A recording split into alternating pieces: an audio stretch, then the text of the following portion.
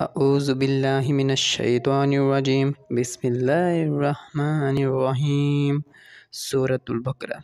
شروع اللہ کا نام لے کر جو بڑا مہربان نہایت رحم والا ہے۔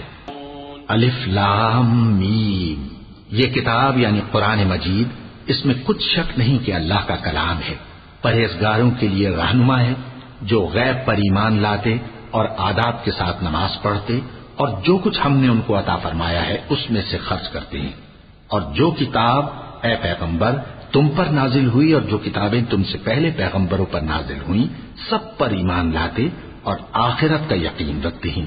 یہ لوگ اپنے پروردگار کی طرف سے آئی ہوئی ہدایت پر ہیں اور یہی لوگ کامیاب ہیں۔ جو لوگ کافر ہیں انہیں تم نصیحت کرو یا نہ کرو ان کے لیے برابر ہے، وہ ایمان نہیں لانے کے۔ اللہ نے ان کے دلوں اور کانوں پر مہر لگا رکھی ہے اور ان کی آنکھوں پر پردہ پڑا ہوا ہے اور ان کے لیے بڑا عذاب تیار ہے۔ اور بعض لوگ ایسے ہیں جو کہتے ہیں کہ ہم اللہ پر اور روز آخر پر ایمان رکھتے ہیں، حالانکہ وہ ایمان نہیں رکھتے۔ یہ اپنے خیال میں اللہ کو اور مومنوں کو دھوکہ دیتے ہیں، مگر حقیقت میں اپنے سوا کسی کو دھوکہ نہیں دیتے اور اس سے بے خبر ہیں۔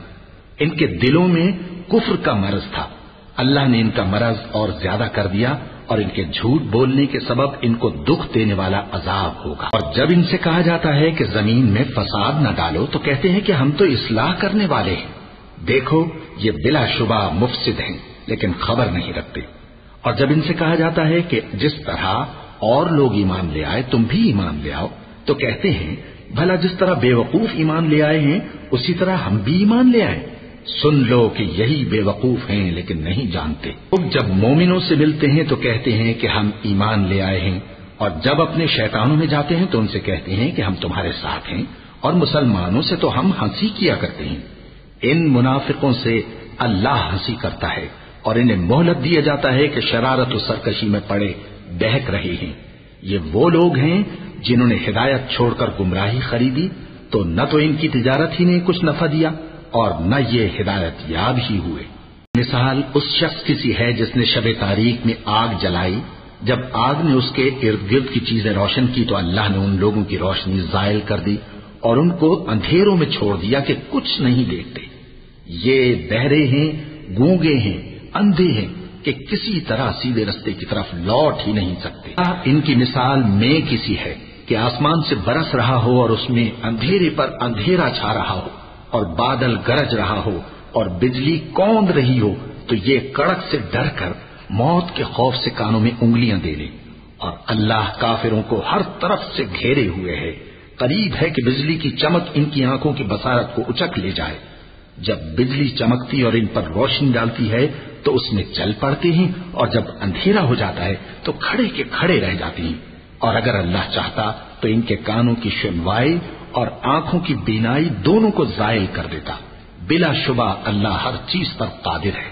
لوگوں اپنے پروردگار کی عبادت کرو جس نے تم کو اور تم سے پہلے لوگوں کو پیدا کیا تاکہ تم اس کے عذاب سے بچو، جس نے تمہارے لیے زمین کو بچھونا اور آسمان کو چھت بنایا اور آسمان سے مے برسا کر تمہارے کھانے کے لیے انواع و اقسام کے میوے پیدا کیے۔ بس کسی کو اللہ کا ہمسر نہ بناؤ، اور تم جانتے تو ہو۔ اگر تم کو اس کتاب میں جو ہم نے اپنے بندے پر نازل فرمائی ہے کچھ شک ہو تو اسی طرح کی ایک صورت تم بھی بنا لاؤ، اور اللہ کے سوا جو تمہارے مددگار ہوں ان کو بھی بلا لو اگر تم سچے ہو۔ پھر اگر ایسا نہ کر سکو اور ہرگز نہیں کر سکو گے تو اس آگ سے ڈرو جس کا ایندھن آدمی اور پتھر ہوں گے اور جو کافروں کے لیے تیار کی گئی ہے۔ اور جو لوگ ایمان لائے اور نیک عمل کرتے رہے ان کو خوشخبری سنا دو کہ ان کے لیے نعمت کے باغ ہیں جن کے نیچے نہریں بہ رہی ہیں۔ جب انہیں ان میں سے کسی قسم کا میوہ کھانے کو دیا جائے گا تو کہیں گے یہ تو وہی ہے جو ہم کو پہلے دیا گیا تھا، اور ان کو ایک دوسرے کے ہم شکل میوے دیے جائیں گے، اور وہاں ان کے لیے پاک بیویاں ہوں گی اور وہ بہشتوں میں ہمیشہ رہیں گے۔ اللہ اس بات سے آر نہیں کرتا کہ مچھر یا اس سے بڑھ کر کسی چیز مثلا مکھی مکڑی وغیرہ کی مثال بیان فرمائے۔ اب جو مومن ہیں وہ یقین کرتے ہیں کہ وہ ان کے پروردگار کی طرف سے سچ ہے، اور جو کافر ہیں وہ کہتے ہیں کہ اس مثال سے اللہ کی مراد ہی کیا ہے۔ اس سے اللہ بہتوں کو گمراہ کرتا ہے اور بہتوں کو ہدایت بخشتا ہے، اور گمراہ بھی کرتا ہے تو نافرمانوں ہی کو۔ جو اللہ کے اقرار کو مضبوط کرنے کے بعد توڑ دیتے ہیں، اور جس چیز یعنی رشتہ قرابت کے جوڑے رکھنے کا اللہ نے حکم دیا ہے اس کو قطع کیے ڈالتے ہیں اور زمین میں خرابی کرتے ہیں، یہی لوگ نقصان اٹھانے والے ہیں۔ تم اللہ سے کیوں کر منکر ہو سکتے ہو؟ جس حال میں کہ تم بے جان تھے تو اس نے تم کو جان بخشی، پھر وہی تم کو مارتا ہے، پھر وہی تم کو زندہ کرے گا، پھر تم اسی کی طرف لوٹائے جاؤ گے۔ وہی تو ہے جس نے سب چیزیں جو زمین میں ہیں تمہارے لیے پیدا کی، پھر آسمانوں کی طرف متوجہ ہوا تو ان کو ٹھیک ٹھیک 7 آسمان بنا دیا، اور وہ ہر چیز سے خبردار ہے۔ اور وہ وقت یاد کرنے کے قابل ہے جب تمہارے پروردگار نے فرشتوں سے فرمایا کہ میں زمین میں اپنا نائب بنانے والا ہوں۔ انہوں نے کہا، کیا تو اس میں ایسے شخص کو نائب بنانا چاہتا ہے جو خرابیاں کرے اور کچھ تو خون کرتا پھرے؟ اور ہم تیری تعریف کے ساتھ تسبیح و تقدیس کرتے رہتے ہیں۔ فرمایا، میں وہ باتیں جانتا ہوں جو تم نہیں جانتے۔ اور اس نے آدم کو سب چیزوں کے نام سکھائے، پھر ان کو فرشتوں کے سامنے کیا اور فرمایا کہ اگر سچے ہو تو مجھے ان کے نام بتاؤ۔ انہوں نے کہا، تو پاک ہے، جتنا علم تو نے ہمیں بخشا ہے اس کے سوا ہمیں کچھ معلوم نہیں، بے شک تو دانا ہے، حکمت والا ہے۔ تب اللہ نے آدم کو حکم دیا کہ آدم، تم ان کو ان چیزوں کے نام بتاؤ۔ سو جب انہوں نے ان کو ان کے نام بتائے تو فرشتوں سے فرمایا، کیا میں نے تم سے نہیں کہا تھا کہ میں آسمانوں اور زمین کی سب پوشیدہ باتیں جانتا ہوں، اور جو تم ظاہر کرتے ہو اور جو پوشیدہ کرتے ہو سب مجھ کو معلوم ہے۔ اور جب ہم نے فرشتوں کو حکم دیا کہ آدم کے آگے سجدہ کرو تو وہ سب سجدے میں گر پڑے، مگر شیطان نے انکار کیا اور غرور میں آ کر کافر بن گیا۔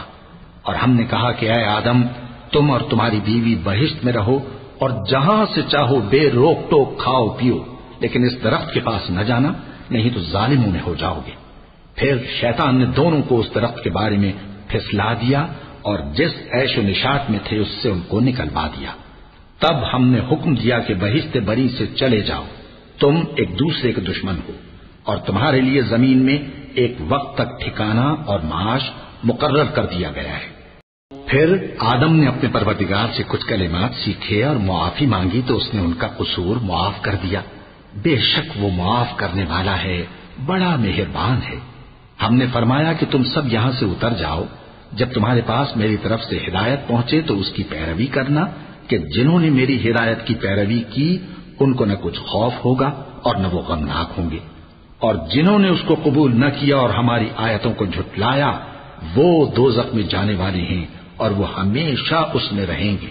اے آل یعقوب، میرے وہ احسان یاد کرو جو میں نے تم پر کیے تھے، اور اس اقرار کو پورا کرو جو تم نے مجھ سے کیا تھا۔ میں اس اقرار کو پورا کروں گا جو میں نے تم سے کیا تھا، اور مجھی سے ڈرتے رہو۔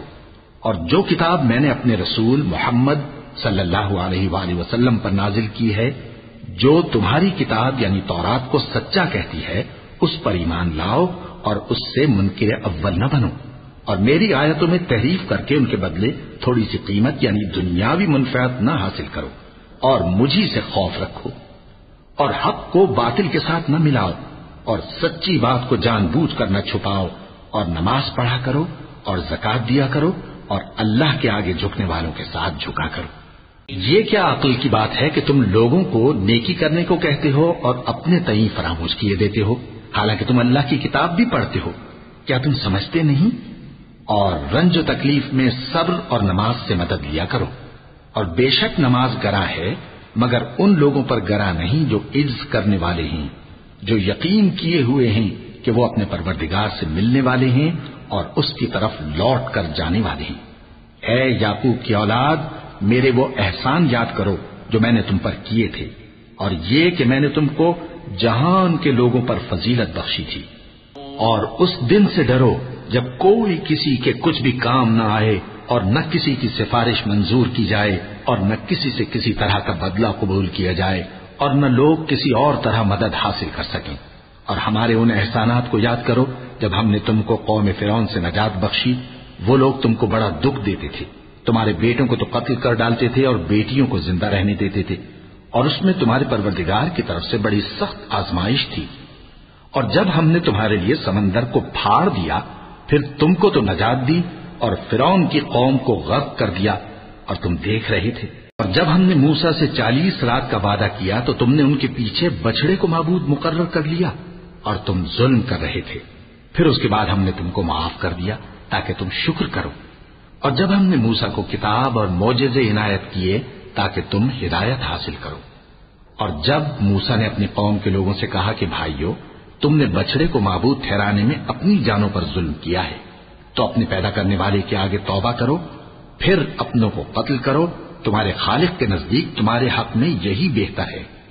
پھر اس نے تمہارا قصور معاف کر دیا، وہ بے شک بڑا معاف کرنے والا ہے، بڑا مہربان ہے. اور جب تم نے موسیٰ سے کہا کہ موسیٰ، جب تک ہم اللہ کو سامنے نہ دیکھ لیں گے تم پر ایمان نہیں لائیں گے، تو تم کو بجلی نے آ گھیرا اور تم دیکھ رہے تھے. پھر موت آ جانے کے بعد ہم نے تم کو اثر نو زندہ کر دیا تاکہ احسان مانو. اور ہم نے بادل کا تم پر سایہ کیے رکھا اور تمہارے لیے من و سلوہ اتارتے رہے کہ جو پاکیزہ چیزیں ہم نے تم کو عطا فرمائی ہیں ان کو کھاؤ پیو، مگر تمہارے بزرگوں نے ان نعمتوں کی کچھ قدر نہ جانی اور وہ ہمارا کچھ نہیں بگاڑتے تھے بلکہ اپنا ہی نقصان کرتے تھے. اور جب ہم نے ان سے کہا کہ اس گاؤں میں داخل ہو جاؤ اور اس میں جہاں سے چاہو خوب کھاؤ پیو، اور دیکھنا دروازے میں داخل ہونا سجدہ کرتے ہوئے اور حطوتن کہنا، ہم تمہارے گناہ معاف کر دیں گے اور نیکی کرنے والوں کو اور زیادہ دیں گے. تو جو ظالم تھے انہوں نے اس لفظ کو جس کا ان کو حکم دیا تھا بدل کر اس کی جگہ اور لفظ کہنا شروع کیا. بس ہم نے ان ظالموں پر آسمان سے عذاب نازل کیا کیونکہ نافرمانیاں کیے جاتے تھے. اور جب موسیٰ نے اپنی قوم کے لیے ہم سے پانی مانگا تو ہم نے کہا کہ اپنی لاٹھی پتھر پر مارو. انہوں نے لاٹھی ماری تو اس میں سے 12 چشمے پھوٹ نکلے اور تمام لوگوں نے اپنا اپنا گھاٹ معلوم کر کے پانی پی لیا. ہم نے حکم دیا کہ اللہ کی عطا فرمائی ہوئی روزی کھاؤ اور پیو اور زمین میں فساد نہ کرتے پھرنا. اور جب تم نے کہا کہ موسیٰ ہم سے ایک ہی کھانے پر صبر نہیں ہو سکتا تو اپنے پروردگار سے دعا کیجئے کہ ترکاری اور ککڑی اور گیہوں اور مسور اور پیاز وغیرہ جو نباتات زمین سے اگتی ہیں ہمارے لیے پیدا کر دے. انہوں نے کہا کہ عمدہ چیزیں چھوڑ کر ان کے بدلے ناقص چیزیں کیوں چاہتے ہو؟ اگر یہی چیزیں مطلوب ہیں تو کسی شہر میں جا اترو، وہاں جو مانگتے ہو مل جائے گا. اور آخر کار ذلت و رسوائی اور محتاجی و بے نوائی ان سے چمٹا دی گئی اور وہ اللہ کے غضب میں گرفتار ہو گئے. یہ اس لیے کہ وہ اللہ کی آیتوں سے انکار کرتے تھے اور اس کے نبیوں کو ناحق قتل کر دیتے تھے، یعنی اس لیے کہ نافرمانی کیے جاتے اور حد سے بڑھے جاتے تھے. جو لوگ مسلمان ہیں یا یہودی یا عیسائی یا ستارہ پرست، یعنی کوئی شخص کسی قوم و مذہب کا ہو، جو اللہ اور روز قیامت پر ایمان لائے گا اور عمل نیک کرے گا تو ایسے لوگوں کو ان کے اعمال کا صلہ اللہ کے ہاں ملے گا اور قیامت کے دن ان کو نہ کسی طرح کا خوف ہوگا اور نہ وہ غمناک ہوں گے. اور جب ہم نے تم سے عہد کر لیا اور کوہ طور کو تم پر اٹھا کھڑا کیا اور حکم دیا کہ جو کتاب ہم نے تم کو دی ہے اس کو زور سے پکڑے رہو اور جو اس میں لکھا ہے اسے یاد رکھو تاکہ عذاب سے محفوظ رہو، پھر تم اس کے بعد عہد سے پھر گئے، سو اگر تم پر اللہ کا فضل اور اس کی مہربانی نہ ہوتی تو تم خسارے میں پڑ گئے ہوتے. تم ان لوگوں کو خوب جانتے ہو جو تم میں سے ہفتے کے دن مچھلی کا شکار کرنے میں حد سے تجاوز کر گئے تھے، تو ہم نے ان سے کہا کہ ذلیل و خوار بندر ہو جاؤ. اور اس قصے کو اس وقت کے لوگوں کے لیے اور جو ان کے بعد آنے والے تھے عبرت اور پرہیزگاروں کے لیے نصیحت بنا دیا. اور جب موسیٰ نے اپنی قوم کے لوگوں سے کہا کہ اللہ تم کو حکم دیتا ہے کہ ایک بیل ذبح کرو، وہ بولے کیا تم ہم سے ہنسی کرتے ہو؟ موسیٰ نے کہا کہ میں اللہ کی پناہ مانگتا ہوں کہ نادان بنوں. انہوں نے کہا کہ اپنے پروردگار سے التجا کیجئے کہ وہ ہمیں یہ بتائے کہ وہ بیل کس طرح کا ہو. موسیٰ نے کہا پروردگار فرماتا ہے کہ وہ بیل نہ تو بوڑھا ہو اور نہ بچڑا بلکہ ان کے درمیان یعنی جوان ہو، سو جیسا تم کو حکم دیا گیا ہے ویسا کرو. انہوں نے کہا اپنے پروردگار سے درخواست کیجئے کہ ہم کو یہ بھی بتا دے کہ اس کا رنگ کیسا ہو. موسیٰ نے کہا پروردگار فرماتا ہے کہ اس کا رنگ گہرا زرد ہو کہ دیکھنے والوں کے دل کو خوش کر دیتا ہو. انہوں نے کہا اب کے پروردگار سے پھر درخواست کیجئے کہ ہم کو بتا دے کہ وہ اور کس کس طرح کا ہو، کیونکہ بہت سے بیل ہمیں ایک دوسرے کے مشابہ معلوم ہوتے ہیں اور اللہ نے چاہا تو ہمیں ٹھیک بات معلوم ہو جائے گی. موسیٰ نے کہا کہ اللہ فرماتا ہے کہ وہ بیل کام میں لگا ہوا نہ ہو، نہ تو زمین جوتتا ہو اور نہ کھیتی کو پانی دیتا ہو، بے عیب ہو، اس میں کسی طرح کا داغ نہ ہو۔ کہنے لگے اب تم نے سب باتیں درست بتا دی۔ غرض بڑی مشکل سے انہوں نے اس بیل کو ذبح کیا، جبکہ وہ ایسا کرنے والے لگتے نہ تھے۔ اور جب تم نے ایک شخص کو قتل کیا تو اس میں باہم جھگڑنے لگے، حالانکہ جو بات تم چھپا رہے تھے اللہ اس کو ظاہر کرنے والا تھا۔ چنانچہ ہم نے کہا کہ اس بیل کا کوئی سا ٹکڑا مقتول کو مارو، اس طرح اللہ مردوں کو زندہ کرتا ہے اور تم کو اپنی قدرت کی نشانیاں دکھاتا ہے تاکہ تم سمجھو۔ پھر اس کے بعد تمہارے دل سخت ہو گئے، گویا وہ پتھر ہیں یا ان سے بھی زیادہ سخت۔ اور پتھر تو بعضے ایسے ہوتے ہیں کہ ان میں سے چشمے پھوٹ نکلتے ہیں، اور بعضے ایسے ہوتے ہیں کہ پھٹ جاتے ہیں اور ان میں سے پانی نکلنے لگتا ہے، اور بعضے ایسے ہوتے ہیں کہ اللہ کے خوف سے گر پڑتے ہیں، اور اللہ تمہارے کرتوتوں سے بے خبر نہیں۔ منو، کیا تم امید رکھتے ہو کہ یہ لوگ تمہارے دین کے قائل ہو جائیں گے؟ حالانکہ ان میں سے کچھ لوگ کلام اللہ یعنی تورات کو سنتے، پھر اس کے سمجھ لینے کے بعد اس کو جان بوجھ کر بدل دیتے رہے ہیں، اور یہ لوگ جب مومنوں سے ملتے ہیں تو کہتے ہیں ہم ایمان لے آئے ہیں، اور جس وقت تنہائی میں ایک دوسرے سے ملتے ہیں تو کہتے ہیں جو بات اللہ نے تم پر ظاہر فرمائی ہے وہ تم ان کو اس لیے بتائے دیتے ہو کہ قیامت کے دن اسی کے حوالے سے تمہارے پروردگار کے سامنے تم کو الزام دیں۔ کیا تم سمجھتے نہیں؟ یہ لوگ یہ نہیں جانتے کہ جو کچھ یہ چھپاتے اور جو کچھ ظاہر کرتے ہیں اللہ کو سب معلوم ہے، اور بعض ان میں ان پڑھ ہیں کہ اپنی آرزوؤں کے سوا اللہ کی کتاب سے واقف ہی نہیں، اور وہ صرف اٹکل سے کام لیتے ہیں۔ سو ان لوگوں پر افسوس ہے جو اپنے ہاتھ سے کتاب لکھتے ہیں اور کہتے یہ ہیں کہ یہ اللہ کے پاس سے آئی ہے تاکہ اس کے عوض تھوڑی سی قیمت یعنی دنیاوی منفعت حاصل کریں۔ سو ان پر افسوس ہے اس لیے کہ بے اصل باتیں اپنے ہاتھ سے لکھتے ہیں، اور پھر ان پر افسوس ہے اس لیے کہ ایسے کام کرتے ہیں، اور کہتے ہیں کہ دوزخ کی آگ ہمیں چند روز کے سوا چھو ہی نہیں سکے گی۔ ان سے پوچھو کیا تم نے اللہ سے اقرار لے رکھا ہے کہ اللہ اپنے اقرار کے خلاف نہیں کرے گا، یا تم اللہ کے بارے میں ایسی باتیں کہتے ہو جن کا تمہیں مطلق علم نہیں؟ ہاں کیوں نہیں، جو برے کام کرے اور اس کے گناہ ہر طرف سے اس کو گھیر لیں تو ایسے لوگ دوزخ میں جانے والے ہیں اور وہ ہمیشہ اس میں جلتے رہیں گے، اور جو ایمان لائیں اور نیک کام کریں وہ جنت کے مالک ہوں گے اور ہمیشہ اس میں عیش کرتے رہیں گے۔ جب ہم نے بنی اسرائیل سے عہد لیا کہ اللہ کے سوا کسی کی عبادت نہ کرنا اور ماں باپ اور رشتہ داروں اور یتیموں اور محتاجوں کے ساتھ بھلائی کرتے رہنا اور لوگوں سے اچھی باتیں کہنا اور نماز پڑھتے اور زکوٰۃ دیتے رہنا، تو چند آدمیوں کے سوا تم سب اس عہد سے منہ پھیر کر پلٹ گئے۔ اور جب ہم نے تم سے عہد لیا کہ آپس میں کچھ تو خون نہ کرنا اور اپنوں کو ان کے وطن سے نہ نکالنا، تو تم نے اقرار کر لیا اور تم اس بات کو مانتے بھی ہو۔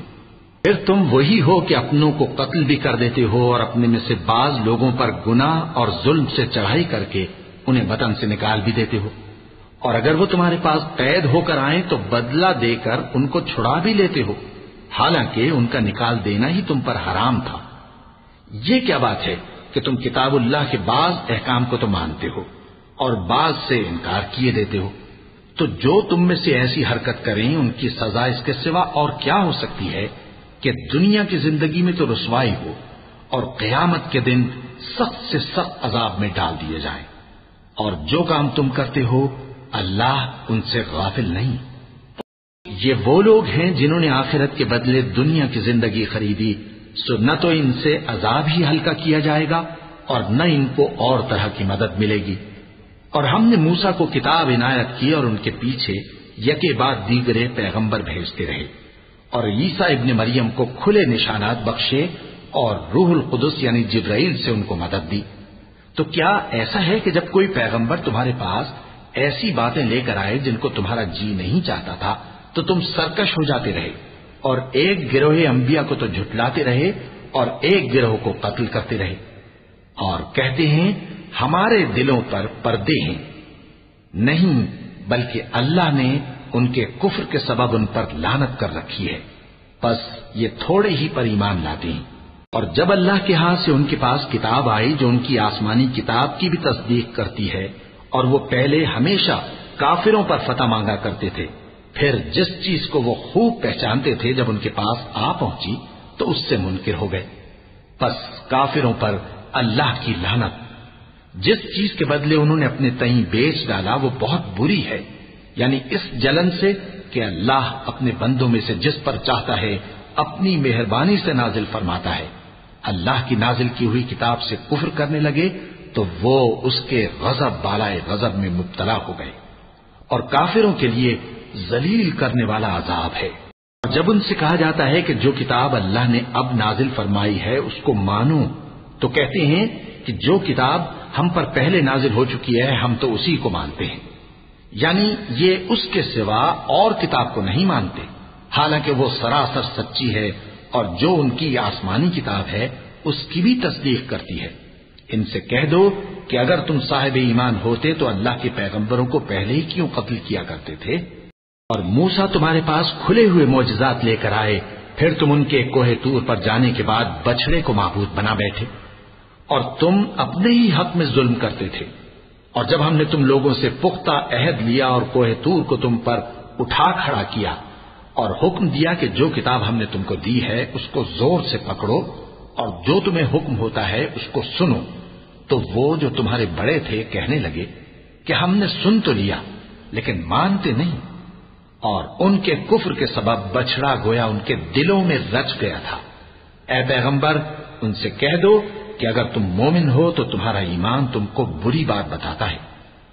کہہ دو کہ اگر آخرت کا گھر اور لوگوں یعنی مسلمانوں کے لیے نہیں اور اللہ کے نزدیک تمہاری ہی لیے مخصوص ہے تو اگر سچے ہو تو موت کی آرزو تو کرو، اور ان اعمال کی وجہ سے جو ان کے ہاتھ آگے بھیج چکے ہیں یہ کبھی اس کی آرزو نہیں کریں گے، اور اللہ ظالموں سے خوب واقف ہے۔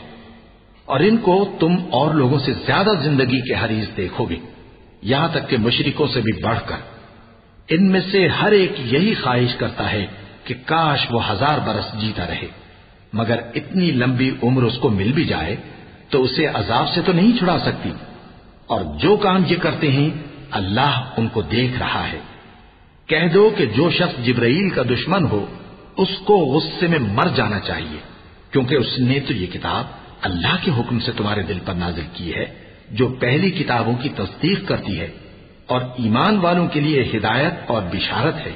جو شخص اللہ کا اور اس کے فرشتوں کا اور اس کے پیغمبروں کا اور جبرائیل اور میکائیل کا دشمن ہو تو ایسے کافروں کا اللہ دشمن ہے، اور ہم نے تمہارے پاس سلجھی ہوئی آیتیں ارسال فرمائی ہیں اور ان سے انکار وہی کرتے ہیں جو بد کردار ہیں۔ ان لوگوں نے جب جب اللہ سے کوئی عہد کیا تو ان میں سے ایک فریق نے اس کو کسی چیز کی طرح پھینک دیا۔ حقیقت یہ ہے کہ ان میں اکثر بے ایمان ہیں، اور جب ان کے پاس اللہ کی طرف سے پیغمبر آخر الزمان صلی اللہ علیہ وآلہ وسلم آئے اور وہ ان کی آسمانی کتاب کی تصدیق بھی کرتے ہیں تو جن لوگوں کو کتاب دی گئی تھی ان میں سے ایک جماعت نے اللہ کی کتاب کو پیٹ پیچھے پھینک دیا گویا وہ جانتے ہی نہیں، اور ان چیزوں کے پیچھے لگ گئے جو سلیمان کے عہد سلطنت میں شیاطین پڑھا کرتے تھے۔ اور سلیمان نے مطلق کفر کی بات نہیں کی بلکہ شیطان ہی کفر کرتے تھے کہ لوگوں کو جادو سکھاتے تھے، اور وہ یعنی بنی اسرائیل ان باتوں کے بھی پیچھے لگ گئے جو شہر بابل میں 2 فرشتوں یعنی ہاروت اور ماروت پر اتری تھیں، اور وہ دونوں کسی کو کچھ نہیں سکھاتے تھے جب تک یہ نہ کہہ دیتے کہ ہم تو ذریعہ آزمائش ہیں، تم کفر میں نہ پڑو۔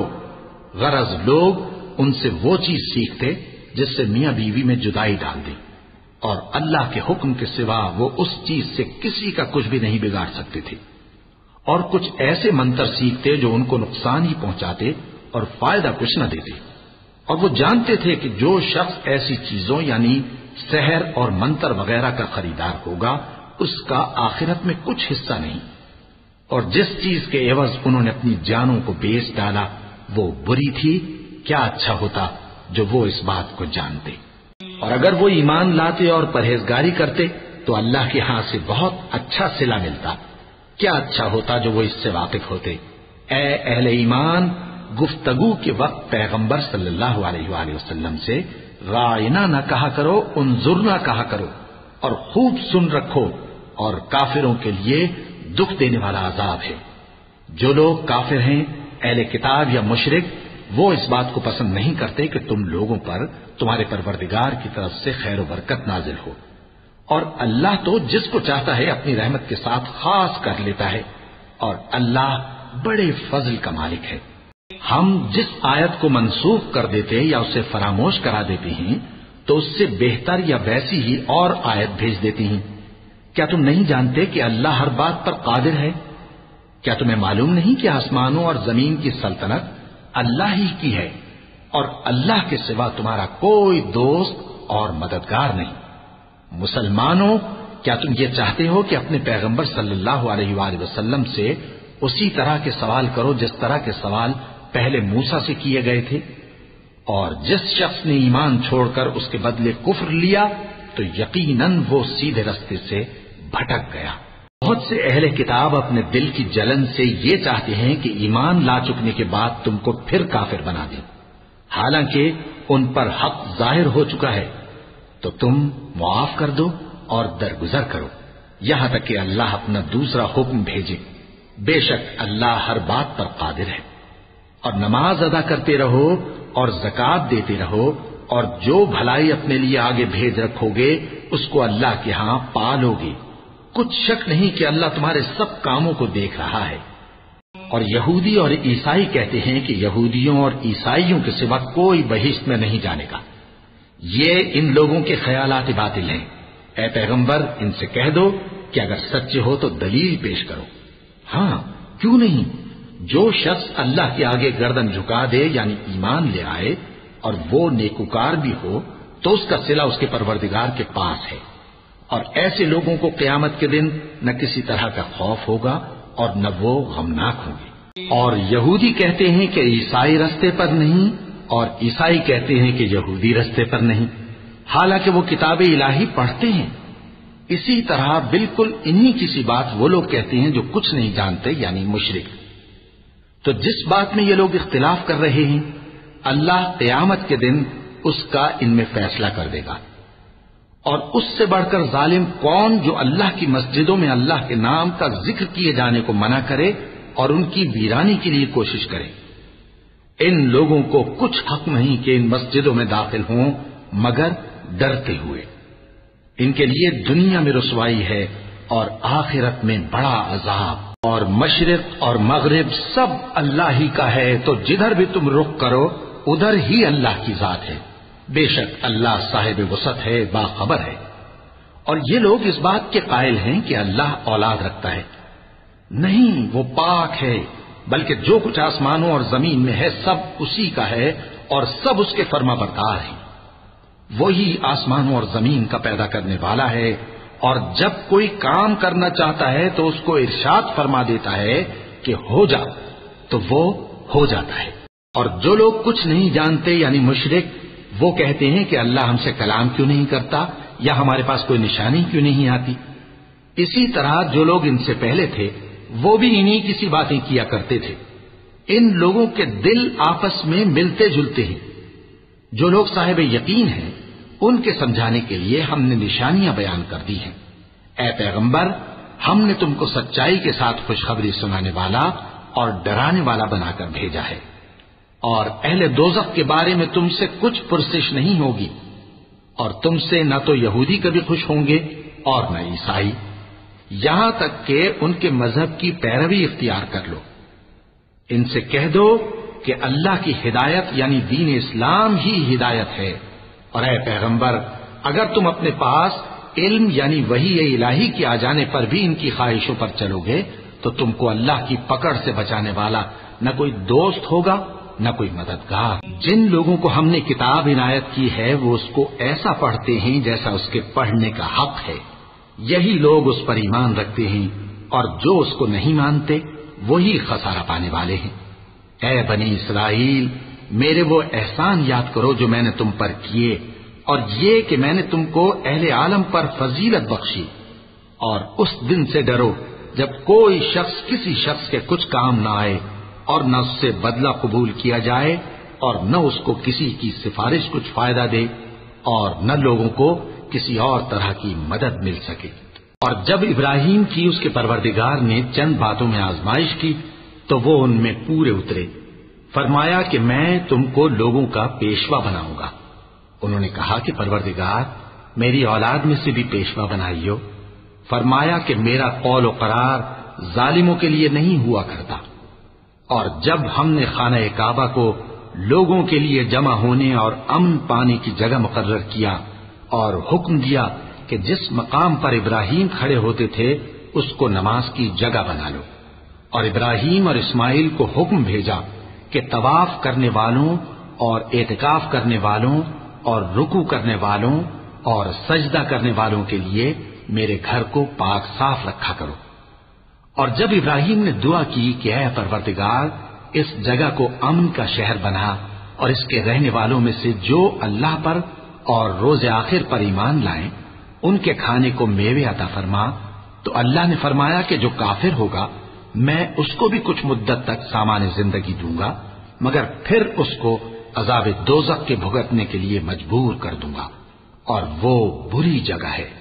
جب ابراہیم اور اسماعیل بیت اللہ کی بنیادیں اونچی کر رہے تھے تو دعا کیے جاتے تھے کہ اے ہمارے پروردگار ہم سے یہ خدمت قبول فرما، بے شک تو سننے والا ہے جاننے والا ہے. اے پروردگار ہم کو اپنا فرما بردار بنائے رکھیو اور ہماری اولاد میں سے بھی ایک گروہ کو اپنا حکم بردار بنائیو. اور پروردگار ہمیں ہمارے طریق عبادت بتا اور ہمارے حال پر رحم کے ساتھ توجہ فرما، بے شک تو ہی توجہ فرمانے والا ہے، مہربان ہے. اے پروردگار ان لوگوں میں انہی میں سے ایک پیغمبر مبعوث کیجو جو ان کو تیری آیتیں پڑھ پڑھ کر سنایا کرے اور کتاب اور دانائی سکھایا کرے اور ان کے دلوں کو پاک صاف کیا کرے، بے شک تو غالب ہے صاحب حکمت ہے. اور ابراہیم کے دین سے کون روگردانی کر سکتا ہے بجز اس کے جو نہایت نادان ہو. اور ہم نے ان کو دنیا میں بھی منتخب کیا تھا اور آخرت میں بھی وہ نیک لوگوں میں ہوں گے. جب ان سے ان کے پروردگار نے فرمایا کہ میرے فرمانبردار ہو جاؤ تو انہوں نے عرض کی کہ میں رب العالمین کا فرمانبردار ہو گیا.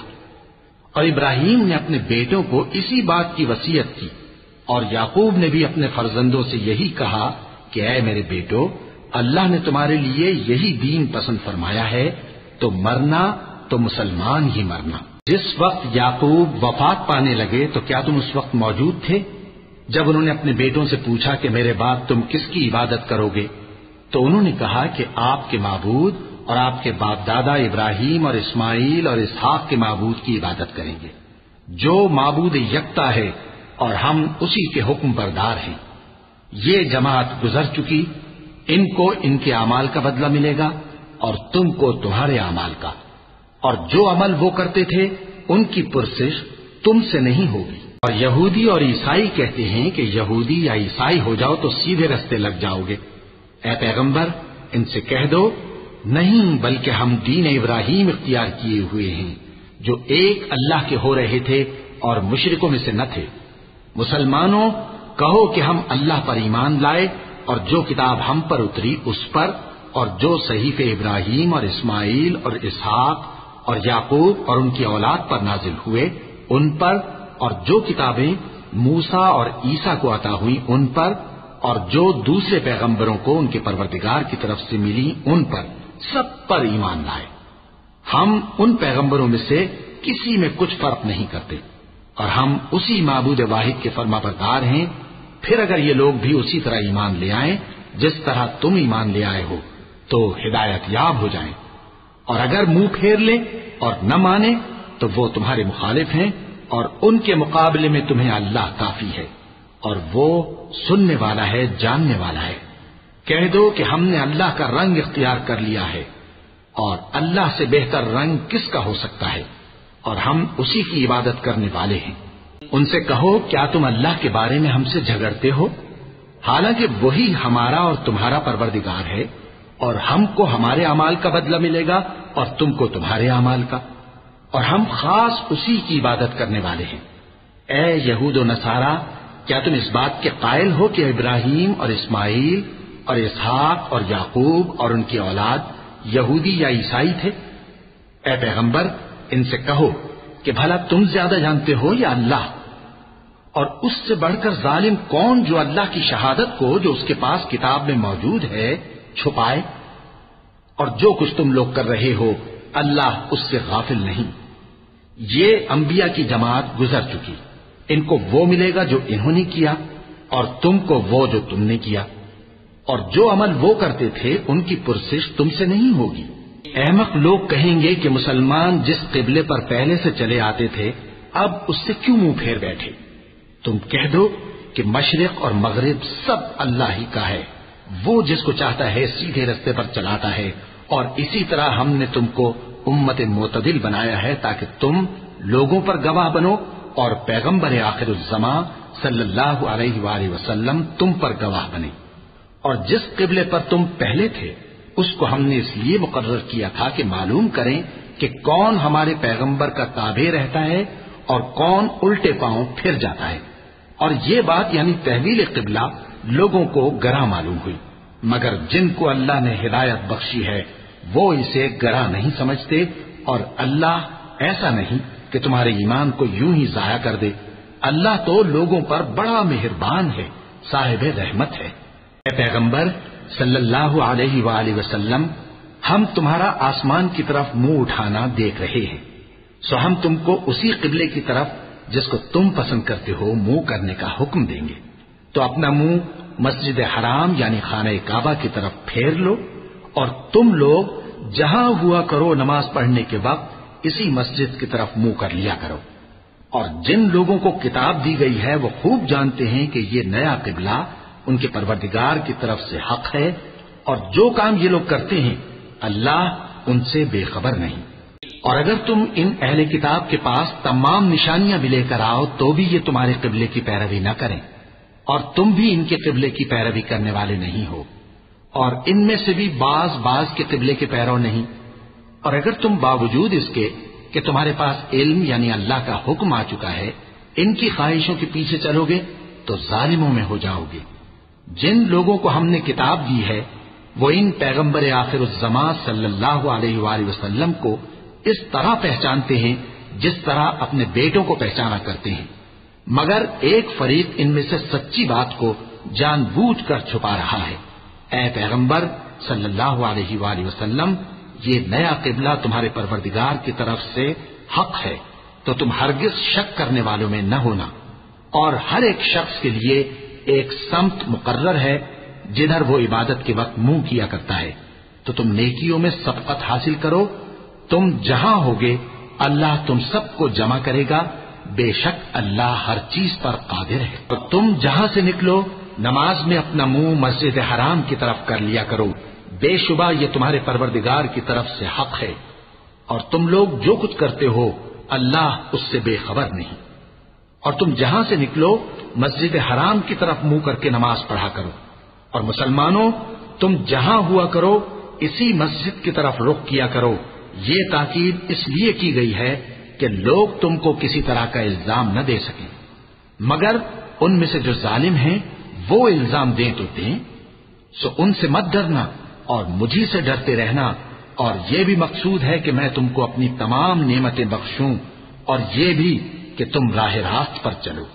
جس طرح من جملہ اور نعمتوں کے ہم نے تمہیں میں سے ایک رسول بھیجے ہیں جو تم کو ہماری آیتیں پڑھ پڑھ کر سناتے اور تمہیں پاک بناتے، اور کتاب یعنی قرآن اور دانائی سکھاتے ہیں، اور ایسی باتیں بتاتے ہیں جو تم پہلے نہیں جانتے تھے، سو تم مجھے یاد کیا کرو، میں تمہیں یاد کیا کروں گا، اور میرا احسان مانتے رہنا اور میری ناشکری نہ کرنا۔ اے ایمان والو، صبر اور نماز سے مدد لیا کرو، بے شک اللہ صبر کرنے والوں کے ساتھ ہے۔ اور جو لوگ اللہ کی راہ میں مارے جائیں ان کی نسبت یہ نہ کہنا کہ وہ مرے ہوئے ہیں، وہ مردہ نہیں بلکہ زندہ ہیں، لیکن تم کو شعور نہیں۔ اور ہم کسی قدر خوف اور بھوک اور مال اور جانوں اور میووں کے نقصان سے تمہاری آزمائش کریں گے، اور صبر کرنے والوں کو بشارت سنا دو کہ ان لوگوں پر جب کوئی مصیبت واقع ہوتی ہے تو کہتے ہیں کہ ہم اللہ ہی کا مال ہیں اور اسی کی طرف لوٹ کر جانے والے ہیں۔ یہی لوگ ہیں جن پر ان کے پروردگار کی عنایتیں ہیں اور خصوصی رحمت بھی ہے، اور یہی سیدھے رستے پر ہیں۔ بے شک کوہ صفا اور مروہ اللہ کی نشانیوں میں سے ہیں، تو جو شخص خانہ کعبہ کا حج یا عمرہ کرے اس پر کچھ گناہ نہیں کہ دونوں کے درمیان چکر لگائے، بلکہ یہ ایک نیک کام ہے، اور جو کوئی نیک کام کرے تو اللہ قدردان ہے، دانا ہے۔ جو لوگ ہمارے حکموں اور ہدایتوں کو جو ہم نے نازل کی ہیں کسی غرض فاسد سے چھپاتے ہیں، باوجود کہ ہم نے ان کو لوگوں کے سمجھانے کے لیے اپنی کتاب میں کھول کھول کر بیان کر دیا ہے، ایسوں پر اللہ اور تمام لعنت کرنے والے لعنت کرتے ہیں۔ ہاں، جو توبہ کرتے ہیں اور اپنی حالت درست کر لیتے ہیں اور احکام الہی کو صاف صاف بیان کر دیتے ہیں تو میں ان کے قصور معاف کر دیتا ہوں، اور میں بڑا معاف کرنے والا، بڑا مہربان ہوں۔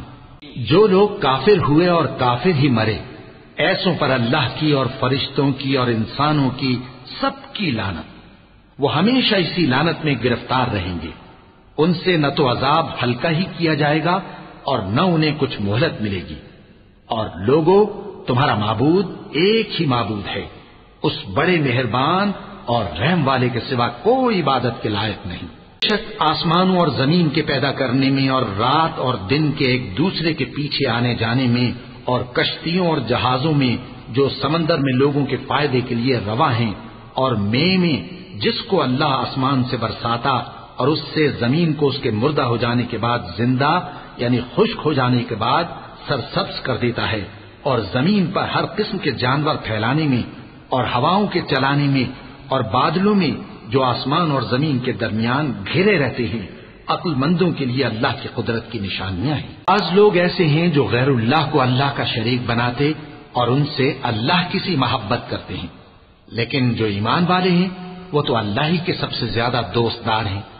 اور اے کاش ظالم لوگ جو بات عذاب کے وقت دیکھیں گے اب دیکھ لیتے کہ سب طرح کی طاقت اللہ ہی کو ہے، اور یہ کہ اللہ سخت عذاب کرنے والا ہے۔ اس دن کفر کے پیشوا اپنے پیروں سے بیزاری ظاہر کریں گے اور دونوں عذاب الہی دیکھ لیں گے اور ان کے آپس کے تعلقات منقطع ہو جائیں گے۔ یہ حال دیکھ کر پیروی کرنے والے حسرت سے کہیں گے کہ اے کاش ہمیں پھر دنیا میں جانا نصیب ہو، تاکہ جس طرح یہ ہم سے بیزار ہو رہے ہیں اسی طرح ہم بھی ان سے بیزار ہوں۔ اس طرح اللہ ان کے اعمال حسرت بنا کر دکھائے گا اور وہ دوزخ سے نکل نہیں سکیں گے۔ جو چیزیں زمین میں حلال طیب ہیں وہ کھاؤ، اور شیطان کے قدموں پر نہ چلو، وہ تمہارا کھلا دشمن ہے۔ وہ تو تم کو برائی اور بے حیائی ہی کے کام کرنے کو کہتا ہے، اور یہ بھی کہ اللہ کی نسبت ایسی باتیں کہو جن کا تمہیں کچھ بھی علم نہیں۔ اور جب ان لوگوں سے کہا جاتا ہے کہ جو کتاب اللہ نے نازل فرمائی ہے اس کی پیروی کرو، تو کہتے ہیں نہیں، بلکہ ہم تو اسی چیز کی پیروی کریں گے جس پر ہم نے اپنے باپ دادا کو پایا۔ بھلا اگرچہ ان کے باپ دادا نہ کچھ سمجھتے ہوں اور نہ سیدھے رستے پر ہوں، تب بھی وہ انہی کی تقلید کیے جائیں گے۔ جو لوگ کافر ہیں ان کی مثال اس شخص کی سی ہے جو کسی ایسی چیز کو آواز دے جو پکار اور آواز کے سوا کچھ سن نہ سکے۔ یہ بہرے ہیں، گونگے ہیں، اندھے ہیں کہ کچھ سمجھ ہی نہیں سکتے۔ اے اہل ایمان، جو پاکیزہ چیزیں ہم نے تم کو عطا فرمائی ہیں ان کو کھاؤ، اور اگر اللہ ہی کے بندے ہو تو اس کی نعمتوں کا شکر بھی ادا کرو۔ اس نے تو تم پر بس مرا ہوا جانور اور لہو اور سور کا گوشت اور جس چیز پر اللہ کے سوا کسی اور کا نام پکارا جائے حرام کر دیا ہے۔ ہاں، جو مجبور ہو جائے بشرطے کہ اللہ کی نافرمانی نہ کرے اور حد ضرورت سے باہر نہ نکل جائے، اس پر کچھ گناہ نہیں۔ بے شک اللہ بخشنے والا ہے، رحم کرنے والا ہے۔